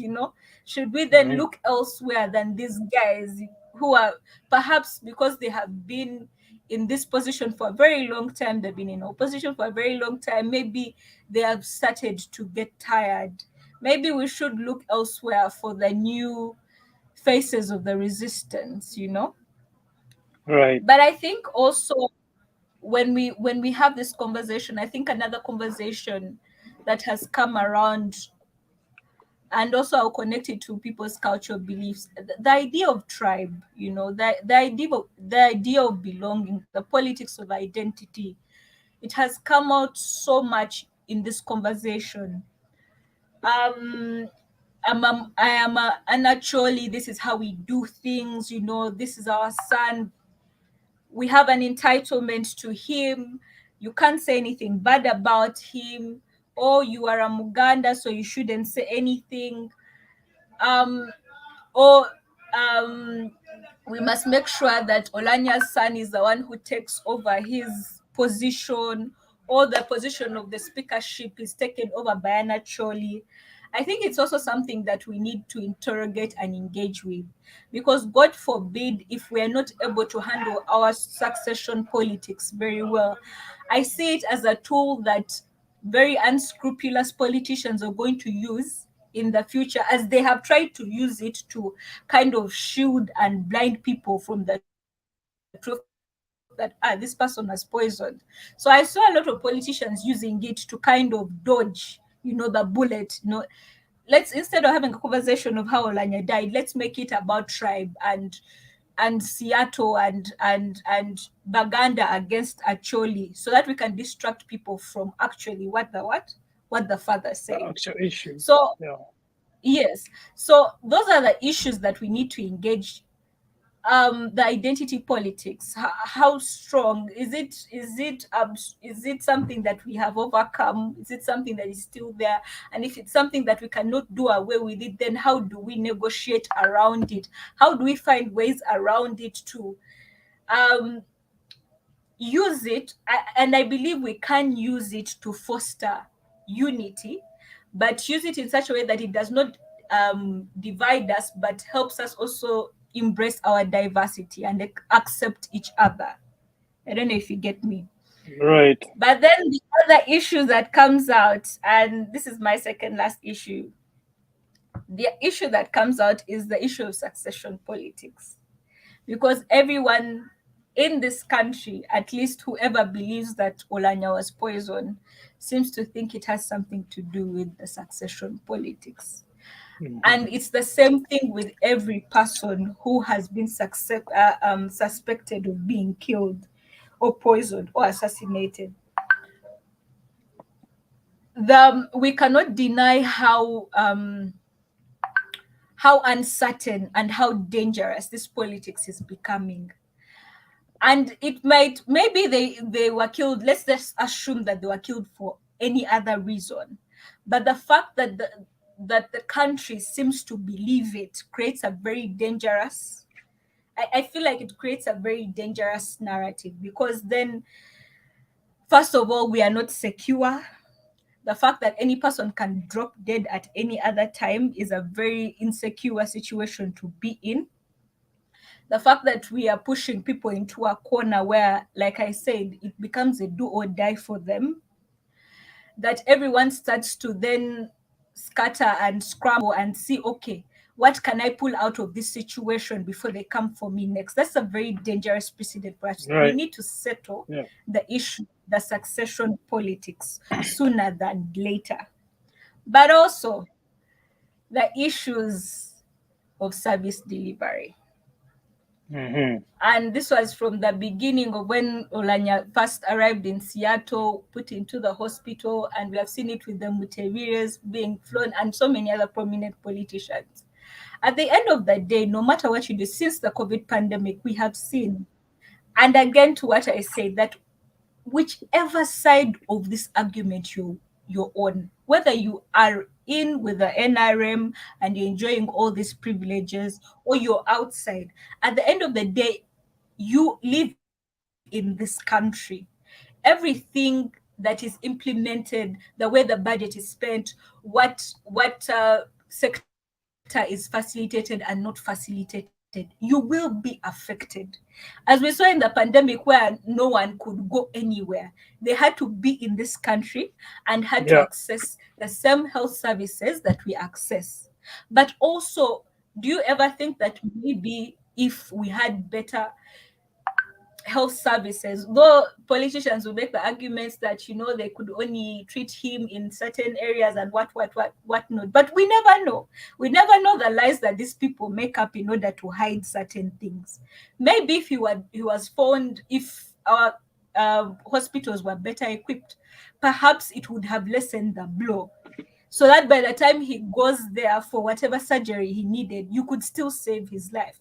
But he went there when he was in a dire state. There was nothing that doctors could do. Perhaps if Mulago was better equipped, they would have done some kind of first aid, so that eventually when he goes, they save his life. Those are the conversations and things, if I was a person in government, I start to reflect on. How far in killing this country am I not killing myself? In ignoring these things, will I one time be put in a position where I am helpless, and the only thing that is standing between me and the grim reaper is that one mulago that I keep on taking funding from and putting in unclassified sector, funding state house, and yet that particular hospital that could have saved my life has no equipment, no drugs, and no nothing. So those are the things that I think we need to engage in when I think about all these deaths, and also when I think about Oulanya's death in particular. Those are the conversations, and those are conversations I hope we will not forget just because we have buried him and then we move on with our lives. I hope that we can continue to engage. But also, lastly, going to what Tony said, I hadn't thought of it, but I thinking about it now, I think it's quite peculiar that the president did not attend. Yeah. Quite strange, especially given how contentious this whole thing was. Maybe on the other hand, it was a good thing. Maybe if he had attended, we would have never heard from the father. But then I would think that for you to want to silence someone and see that they're actually silenced, you should be on ground to make sure that they don't speak, We have seen Museveni do that on a number of occasions, His presence alone should put the fear of God into you, So I think it's quite peculiar that he would. Add on before you run. Did it become so overwhelming that the politics around Olanga's death became so overwhelming that he was not able to take, so he decided to excuse himself? What does that say to us? What does it do? We should be able to interrogate that. Does that mean that maybe there are some situations where even him, the fountain of honor and all power and military might not be able to handle, So I think it's quite peculiar. Yeah. Right. I had something I wanted to add, very small, is that Mzee Nathan Okori, father of the late speaker, told us clearly that his father, his son, Jacob Olanya's, talked to him about a number of things. When Jacob was in Seattle, the father spoke to Jacob on phone twice. And among the conversations, there were things that the father was supposed to only mention when the president was there. And I think the president found it smart enough not to attend, so perhaps he could engage Nathan Okori on a private meeting. And yesterday there were arguments and there were talks, sideline talks, corridor talks in the speaker's home, that the father was there were arrangements to fly the father to Entebbe to meet the president. So there were things that the father was supposed to say at the burial. So if the president had attended the burial, perhaps by now we would be talking on a different point. Perhaps by now we would be knowing who poisoned Jacob Olanya, because Jacob told the father a lot more things. And the father clearly said his son told him he was fought and killed because of his position as speaker. That is the real truth. That's the whole point. So for him, as a father, he was very disappointed by the absence of the president. And he said, maybe this was not translated also well. The father said he expected the president to be there in person, not sending people and dignitaries. Okay? That's what the father said. Interesting. Yes, very interesting. And then the other thing that you need to know on Marion trying to talk about the African traditional arrangements of things. By the way, when the wind came, this is the other thing that the media did not report. When the wind came, you would have been interested in the VIP tent. There were people Stella mentioned on our submission that I'm not going to mention, but they were running up and down in panic. They know themselves. There are videos we have showing that they were running up and down, confused, also as VIPs, as very close people in number of hierarchy in this country. So the revelations will continue. For us, we shall continue watching the space and seeing that the speaker tells us, or through his father, or through any other person he has spoken to, who poisoned him. The why, perhaps why he was poisoned, I think it is getting clearer that it is succession politics. That is one. Two, his position as a speaker. That's the whole truth. We're going to take a 30 seconds break, but when we come back, we are going to talk about identity politics and service delivery in the context of death and what we need to learn from the recent deaths of prominent Ugandans.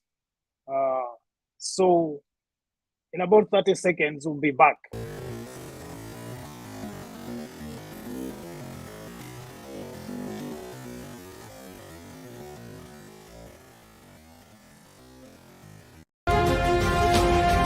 This is the state of the nation.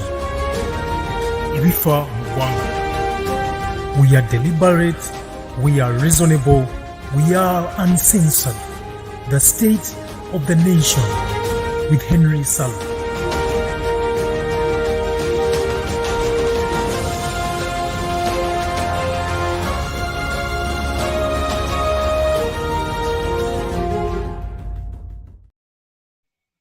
Of course, it's no longer 6 p.m. It is 7 p.m. Kampala. So continue following us on Facebook, Twitter, and YouTube. Please subscribe if you can, so that you do not have to miss any of these conversations. Dr. Stella, I'm going to call upon you to engage. But before that, there's a video I want to play that I saw on a different platform. That delves into the service delivery, using Dr. Lwanga, the late, as a case study. This Owinye Doro wasted the time. He abused the Kabaka, he complained about the Kabaka. But the argument was, the Kabaka as a citizen had no influence to establish hospitals. The question is, what did Olanya do to improve health facilities in Uganda? Parliament guaranteed a dual where was Olanya? It should be a warning to other people. I support whenever Ugandan leader goes for foreign treatment, he must be killed there. Hey. Well, I think Tabalani went beyond what he had to do, but I think his argument is on service delivery, and he's trying to insinuate the idea that better service delivery should be produced or created back home in Uganda. Your thoughts, Dr. Stella? Right. Service delivery. I could start there and then just give some feedback to some of the other issues the previous speakers have spoken about. I mean, you're going to need to call us back to just focus on service delivery issues around that arise from Olanya's death. The school that provided the grounds for these. Have I disappeared? Hello? No, you're here. Okay, so but very briefly, the school where we were, the grounds, I have seen material of the unfinished classrooms, the windowless blocks, teachers, and this is a school for an area where he's been deputy speaker for 10 years and speaker for about a year or a little more. And so Tamale Mirundi says, he talks about future projects that have been budgeted for and money expended. Their current critical services, such as education. Olanya's Requiem Mass at that school highlighted very clearly for anyone with eyes that wanted to see the deprivation of our education system. This is a school where the third in command had his service, where the nation and people, delegations from abroad, East Africa, European mission envoys, foreign ambassadors sat to bid farewell, okay? The most prestigious school in Omoro. Right. And we saw the status. And what is sad for me is the Minister of Education is peanut-brained Janet Kataha Museveni. The mismanagement of that service, the education service sector, is highlighted, underscored. The other one, of course, is the hospitals, which a number of people have been talking about. I think for me that even where we are highlighting the depravity or the lack of medication and salaries and providing and budget allocation is not enough for the health sector, I think the shame for me is how, and this relates to Tony's point about Jacob was a good man. He was. That's not in dispute. Jacob was intelligent. He was. Jacob was this, Jacob was that. That is not the issue. The issue is that people such as Jane Ruth Acheng can weaponize medical testimony in the service of oppressive power, and that's dangerous. So we're not just talking about services, we're also talking about the human resources that are managing. The level of mismanagement of the health sector is a total reflection or echoes the same level of mismanagement of the education sector. And we know nepotism at heart of the leadership of the Ministry of Education. We know nepotism at heart of the leadership of the selection of the Ministry of Education. The police and security services. Instead of doing intelligence around who is poisoning and murdering us, instead of offering security to living people, we saw SFC boys running after the cops. We saw the police clearing the way for a dead man, as if they could not have investigated his allegations of poison much earlier. But even before him, I mean, there's a whole list of names that have been spoken about and mentioned in this conversation. And so for me, if the police and the military, the defense, security agencies in our country are a public service, why do they wait for orders from above to serve? In whose service do they operate? Who is it that pays them? For whom? Who are they accountable to? And I think all these issues are underscored in terms of services. The road, I mean, I understand the road to his grave was a lot of the funds were utilized at the district level. The councils had to send money and graders and soil, not just to his huge house in the village, but to make the road. And so the people of La Logi village got a road about 43 kilometers from Gulu, paved just to bring in a coffin. That road has been carrying Olanya many years. Why did they wait for him in death? So in terms of budgetary financing for our public services, why is it that we wait for dead men to come back home, that we make roads as if those who are living are not important? In fact, thank God that we have a man who understands Acholi, who has translated for us the cultural significance of his grave being by the roadside, that Olanya should walk and question, why is it that you waited for me to die, for this road to be made? And so the question of, I've left the public service issue. I think it's broad and wide. We can go into a whole 2 hours talking about it. But the question around the centrality of culture at this time was one of the other publicized components of our lives as African people, as Ugandans, as Acholi people. That the question of the federal state, Uganda is a colonial creation of a number of different identities. And people are talking about succession. I think we're going to one time need to go back to the question about a post-Museveni Uganda that is perhaps post-colonial, decolonial, anti-colonial, and considers possibilities of federal or a return to regional government.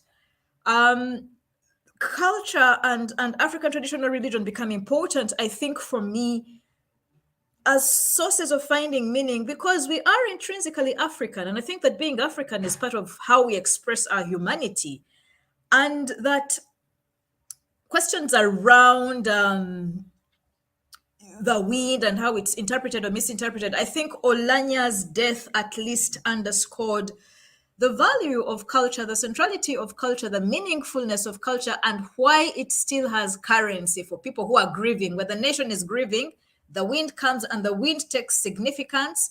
It doesn't mean we don't know science. When we posture as witches, when we posture as people who interpret natural elements, doesn't mean we have lost our logic and our rationale, but we are honoring the wisdom of our ancestors. And there is no shame in honoring the heritage, the rich heritage we have as African people, to return to our spirituality and to ask for explanations. After all, the wind has moved many seemingly static situations, and that leads me, I think, to the issue around Museveni being in control or not in control. The issue around, I think it was raised by both Tony and Marion, and for me, part of what I think is happening that we must pay attention to is things falling apart. The center is losing its grip.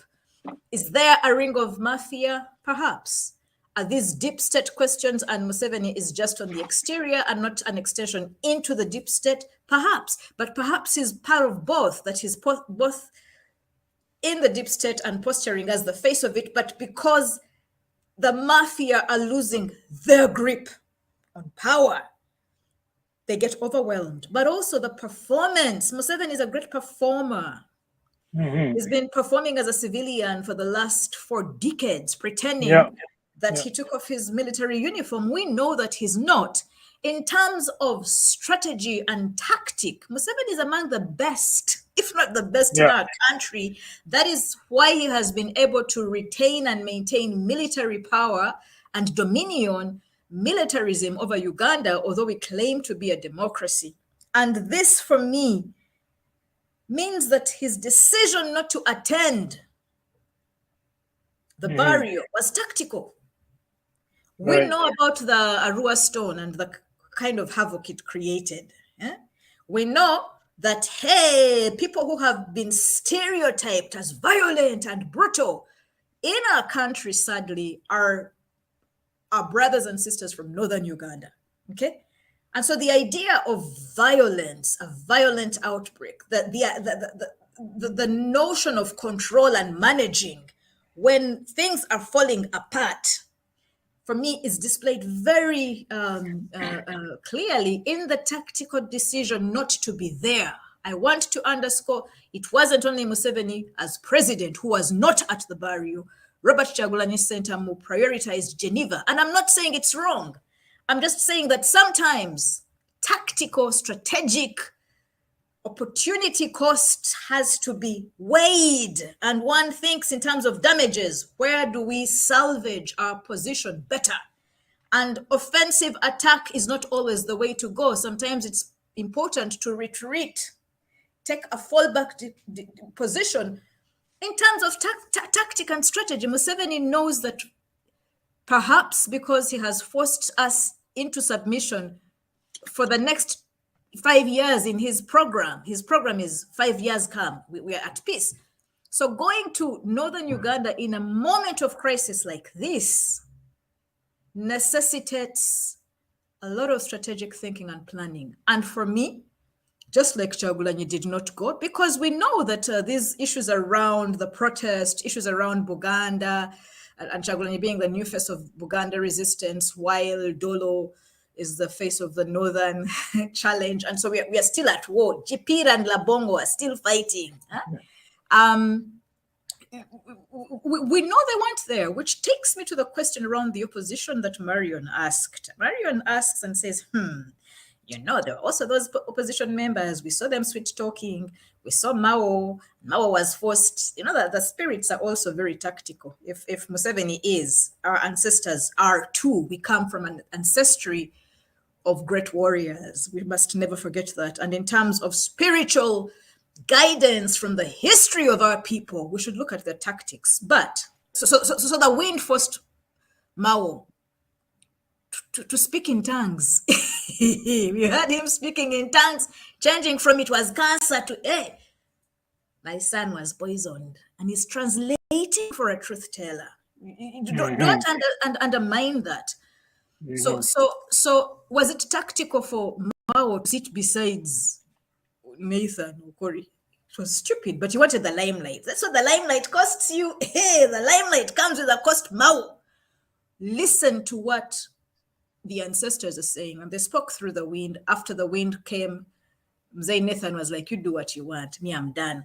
but I digressed. I just want to close with the issue around Semujunganda, because he represents the people. He's named by Marion, and she says she watched a television program where he joined those who were making a nonsense or nuisance of Mzee Nathan Okori's strong allegation of poisoning.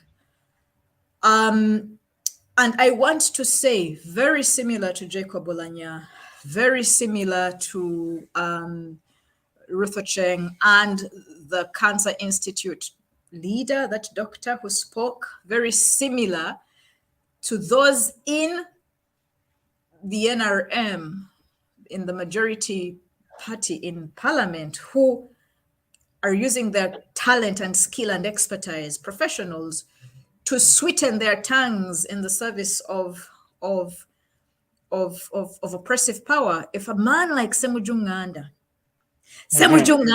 is the person we are talking about, the guy who stood up and said, at funerals, people have this stupid custom of speaking flowery words, and those who hated you. So that we've known Semujunganda to be a truth teller at the front line, perhaps a spin master for the opposition, but a spin master for the masses, at least, speaking truth to power. If he too was reduced to ridiculing Nathan Okori's truth, it underscores something, but something is happening to the elite, the elite corps. And that is what dictatorship does in terms of propaganda. And slowly, before we know, if we're not critical, if we're not asking questions. So General Olanya Oleng, I salute you because you're asking those questions. Maybe Semujunganda is very tired. He's been asking questions for the last, 10 or 12 or 15 years in parliament. Even before that, as a journalist, he was asking questions. So our intelligentsia, and that is where all of us, the four of us, belong. The thinkers and the articulate speakers who speak in English, and therefore some people assume they are the most brilliant and are at the forefront of the liberation struggle in Uganda, are tired. Perhaps it's time for us to return to the Nathan Okoris. Maybe that generation is going to infuse our liberation struggle with their ideas. And I think I have always insisted on this panel and others that we cannot afford, as the revolution movement in Uganda, to divorce ourselves from the older generation and say we are the Robadoba style generation. We don't need you old people, fuck off. It is time for us to humbly come and say, the generation of Nathan Okori, unite with us. Unite with us with your wisdom, and unite your wisdom to our youthful abundance. Because if it's the mafia in power, we're going to need more than Robadoba. And we're also going to need more than just the Okoris. And that coming together is important for us to forge a way forward. So I will not talk about ethnicity. I think we are ethnic. And the federal question or federal republic creation has to be discussed at some point. The rest I will leave because I realize it's almost time to stop. But yeah, those are my submissions. Savi says we have to come back for another day. We have to come back. Yeah, we shall come back for another day. Thank you so much, Dr. Stella, for those submissions. Dr. Len, your thoughts and response to Dr. Stella's submissions, and then Council Mariam Chilabo will come in as we look forward to wrapping up today's conversation in the case of North America and Europe. Engineer Oleng, unmute yourself, please. Okay, thank you. Thank you so much, Dr. Stella, for your submission. Listening to Dr. Stella, you listen to her. She's artistic. She speaks her mind, the minds of so many Ugandans, and so many believers in what she does. On the issue of health, I want to address the issue of the Seattle demonstration. To me, the Seattle demonstration was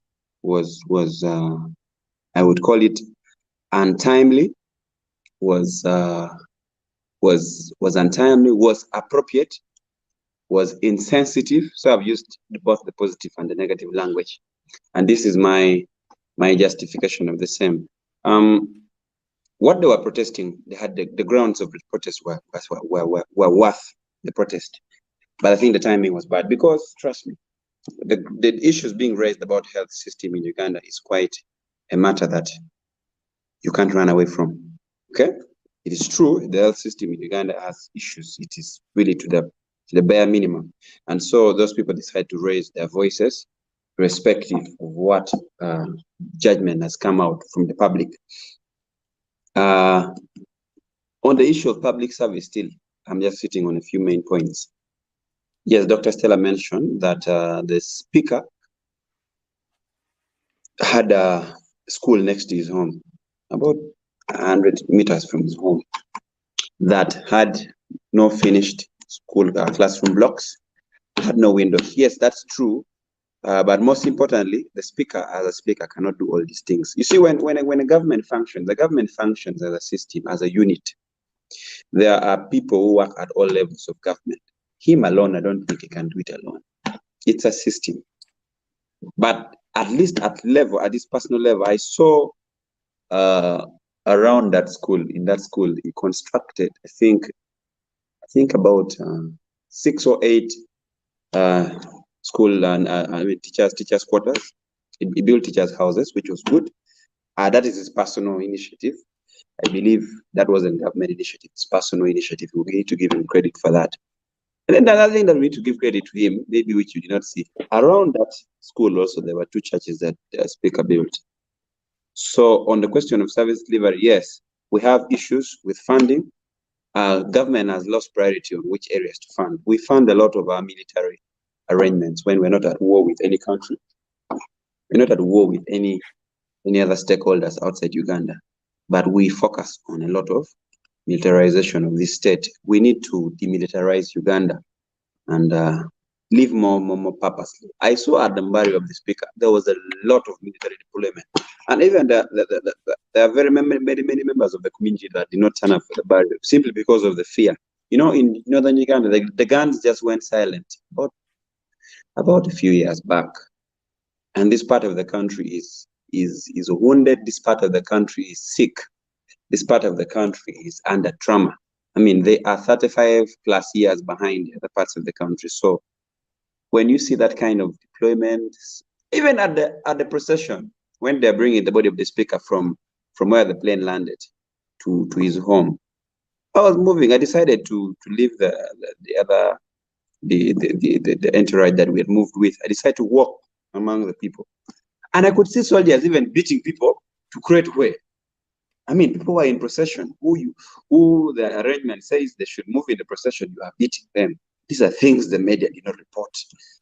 And so a lot just happened. Just know the death of the speaker has created a lot, has brought in a lot of questions, has brought in a lot of answers, has opened so many eyes, has opened so many Pandora boxes that are supposed to be looked into.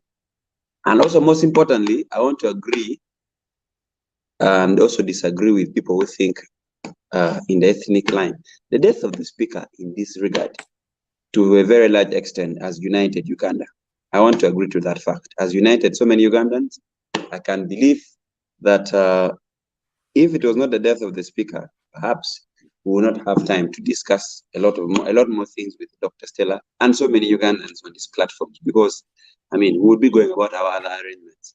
But at least because this man passed on, we're talking and we shall continue to speak. And I want to thank my brother Sally for these platforms. Also, most importantly, the speaker paid tuition to very many children from other parts of the country and also northern Uganda to very many good schools in Kampala. That brings you to the question of why did you have to pay them in private schools? Why did you have not to pay them in government schools? It means the schools are not doing well. That's one. Then most importantly, he did not pay them in private schools even around northern Uganda, took them to private schools in Kampala. It means the quality and the level of education, just like the Chief Justice said, is very poor in this part of Uganda. We used to have the likes of Arona and Nyakarema going to study up to Kitgum my district, where I was born. Arona Nyakarema studied there. He would leave central Western Uganda and travel to study that side. Those are the days that those days are now not there when we have people coming from Kampala to study in Gulu. So the level of education is wanting in this part of the country. So the death of the speaker has also exposed so many rots and so many bad evils in this government that we will need to deal with squarely. Something has happened. Something has happened on your audio.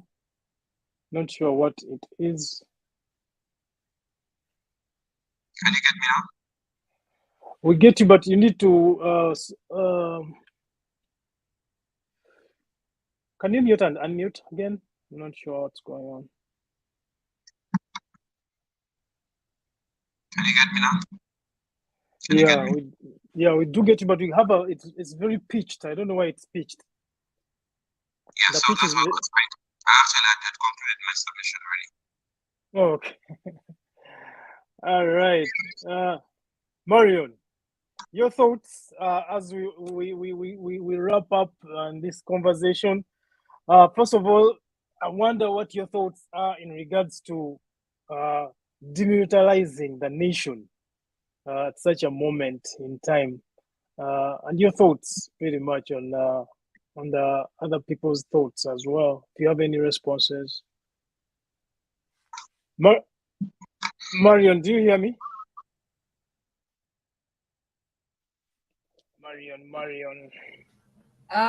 Can you hear me? Yeah. Yes. Please repeat your question. I think I had a network issue there. Oh, okay. So, have you been listening to General Lang? Yes, I have. Yeah, he suggested that we need to demilitarize the country. So I'm just wondering if you have any thoughts on how to effectively do so, demilitarize the country at such a moment when we are getting into the East African Federation, and it seems that whole project is premised on military might. We are in Congo, we are in South Sudan, we are in Somalia. Do you think the guides of the nation right now are thinking about demilitarizing the country? And then your thoughts about your other thoughts about this whole conversation as we wrap up. Well, if I was Museveni, there's no way I would think about demilitarizing anything or even cutting down on the expenditure that I have with the military, for a simple reason that my power depends on the control I have over the military. It has always depended on that since we got independence. That the downfall of the people like Obote and downfall of most of the 9 presidents that we've gone through was their inability to control the army. Unfortunately, the birth of the project called Uganda and most African countries is sustained really based on military might because of the nature of the colonial power that was imposed there, beating you into submission. So for us to collect taxes, we need to make sure that we have a military or police system that enables us to police you into submission. You collect taxes and we make sure that we have, the guns and the machinery to make sure that you do that. That if we want you to do certain things, basically we use force. That was the only way that they could keep their power over their colonies and a whole entire race and a continent as big as Africa. Unfortunately, they left. When they left, the leaders that followed them inherited the same infrastructure.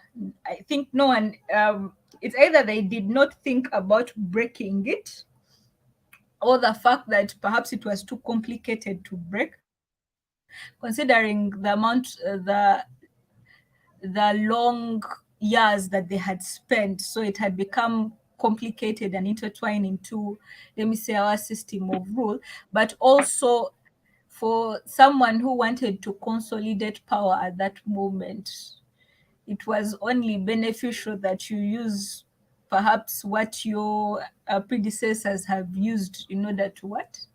To keep that power. Right. So the militarization, let me say DNA, the militarization gene is part of our colonial project, Uganda. I don't know if, and it's part of the DNA of most African countries. I don't know if you can entirely, I don't know how you get rid of it, without, let me say, trying to attempt to break down its infrastructure and why and how it was built in the first place. So most of the time when people let me say historians are talking about the colonial state and the implications of it, most of us see it as an abstract concept because it's so intertwined in us, and it's like we never broke free, you get. So we never broke free also from the strings of oppression that it brought and the use of force to actually maintain what it created. Because by all means, this project called Uganda, in order to keep the north, the east, the south together, you need this force because this is what created it. It's the glue that keeps it together. Without that glue, it all falls apart. Without that glue, perhaps we would have never entirely kept Buganda within the Uganda project, you get.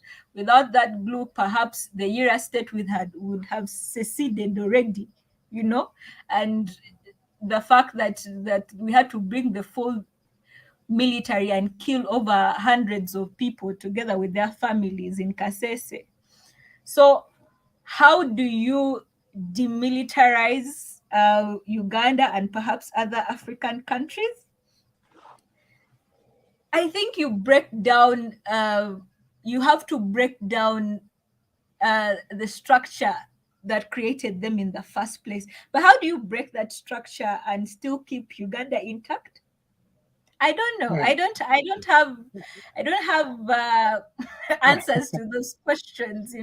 I think this is something that has plagued historians and activists and all that. What do you replace it with? Would be the first question. Like this system, because if you're saying that the system is just created to oppress and keep people together by force, so what happens if the force that is keeping people together is no longer there? Do they stay together?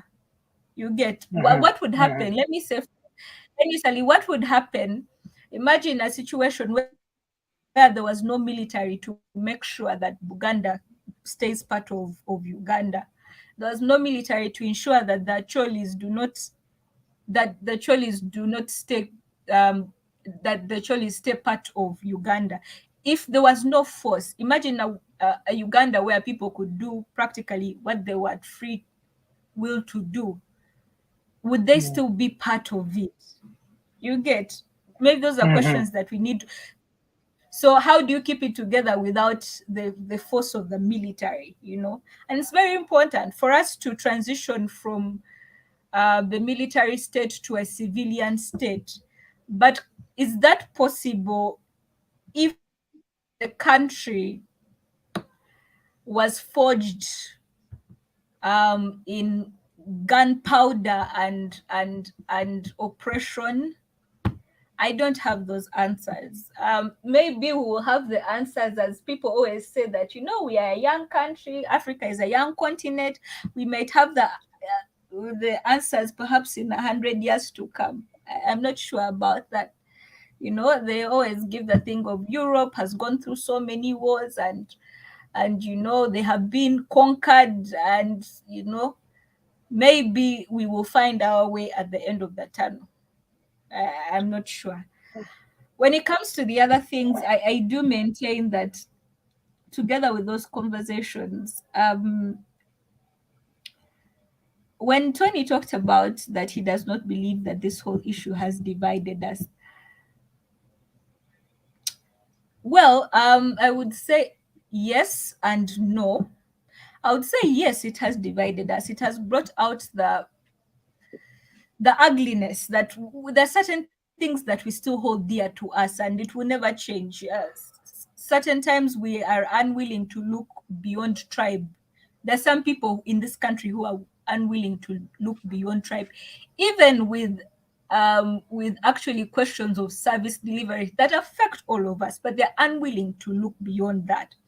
However, on the other side, I actually think when Owinyo Dolo came out with his unfortunate remarks, there's a way it united the country to condemn him in one accord. I don't know if you get me. That everyone suddenly came up and said, by the way, besides Seattle and whatever happened there, you don't get to say this, This is very wrong. We all condemn it, and you shouldn't be saying such things. To an extent that even the politicians who wanted to side with him started making excuses for him. And we saw that the public pressure was so much so that he actually had to privately go to the Katikkiro of Buganda and apologize. Or he did it publicly because we saw all the pictures, though perhaps I wasn't sure. I didn't follow what went behind closed doors, but we saw them take pictures. Like he had to make a public apology for us to see.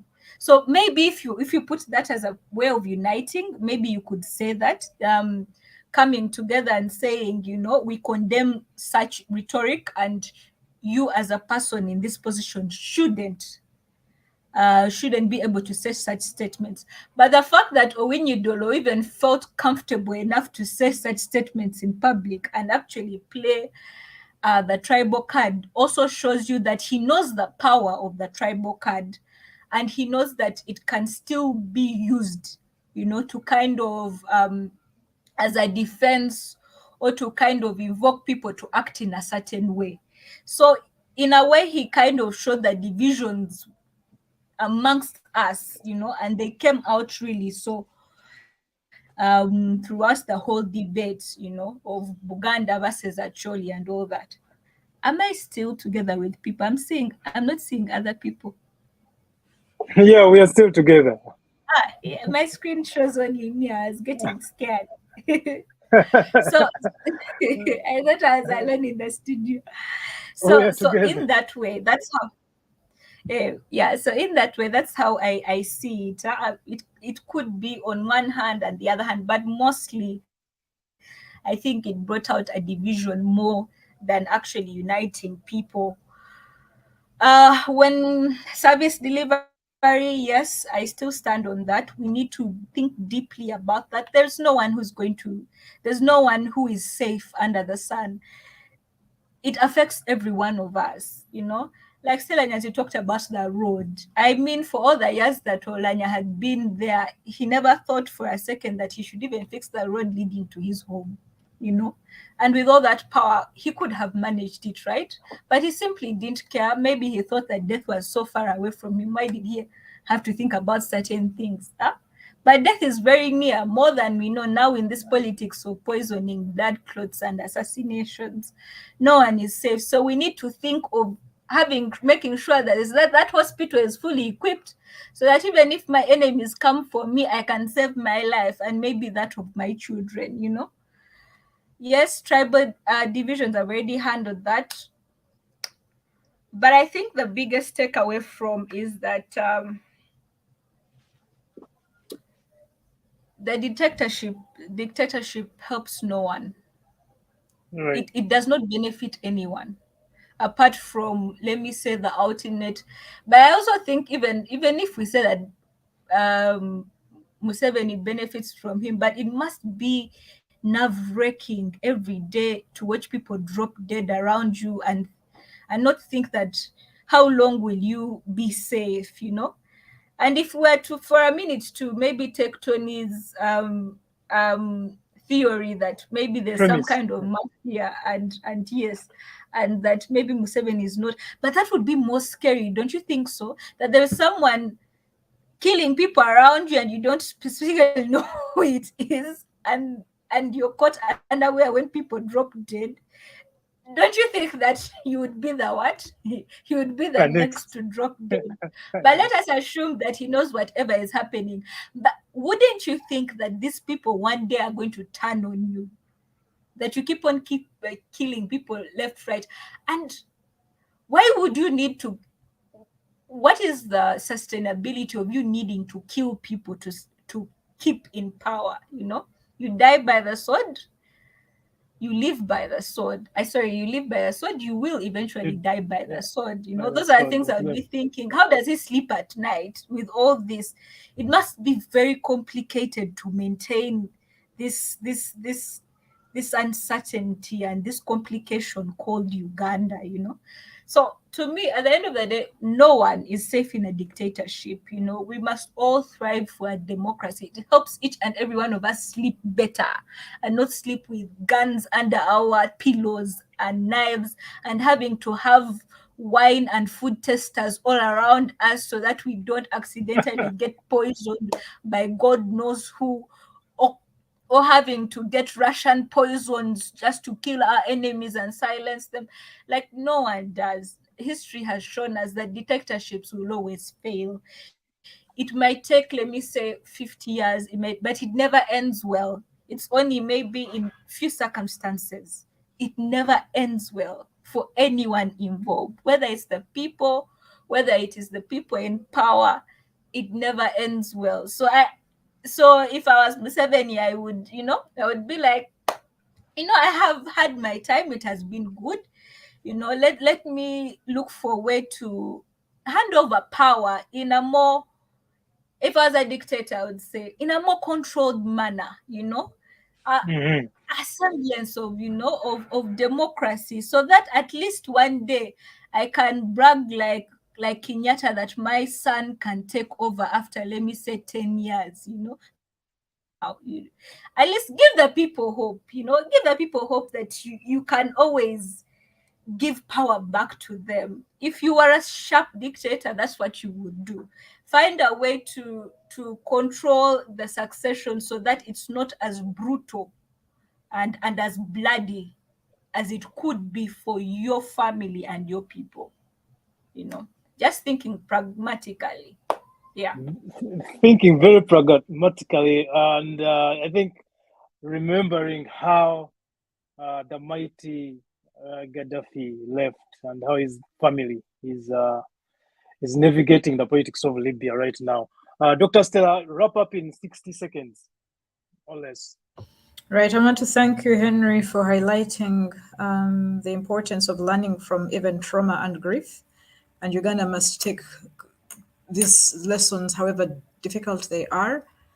And my name is Nathan Okori. My son was poisoned. Have a good week. Thank you so much, Stella. Engineer Leng, in 60 seconds or less.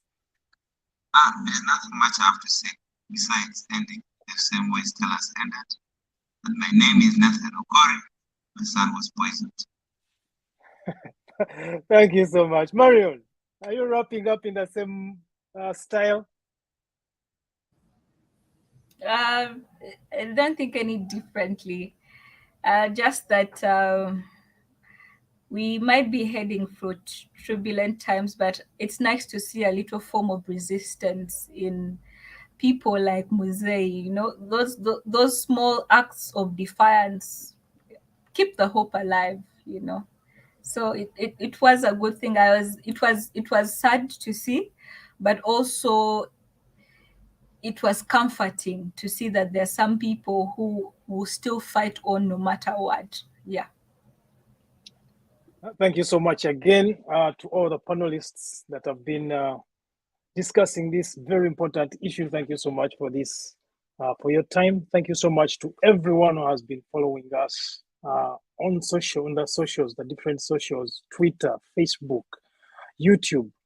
If you haven't subscribed yet, please do go subscribe on YouTube, follow and No, click on that bell so that you can know whenever we have broadcasts. We only have broadcasts on Sundays, and we try to educate each other on the issues that are important in our country. Again, thank you so much for following us. Have a great weekend. If you do have anything that you want us to talk about in future conversations, please shoot us a message and let us know what we should be talking about as we continue to engage in these conversations. Happy Sunday.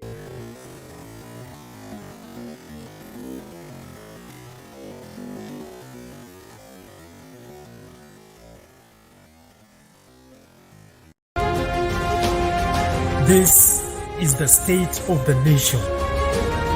Lwanga. We are deliberate, we are reasonable, we are uncensored. The state of the nation with Henry Salu.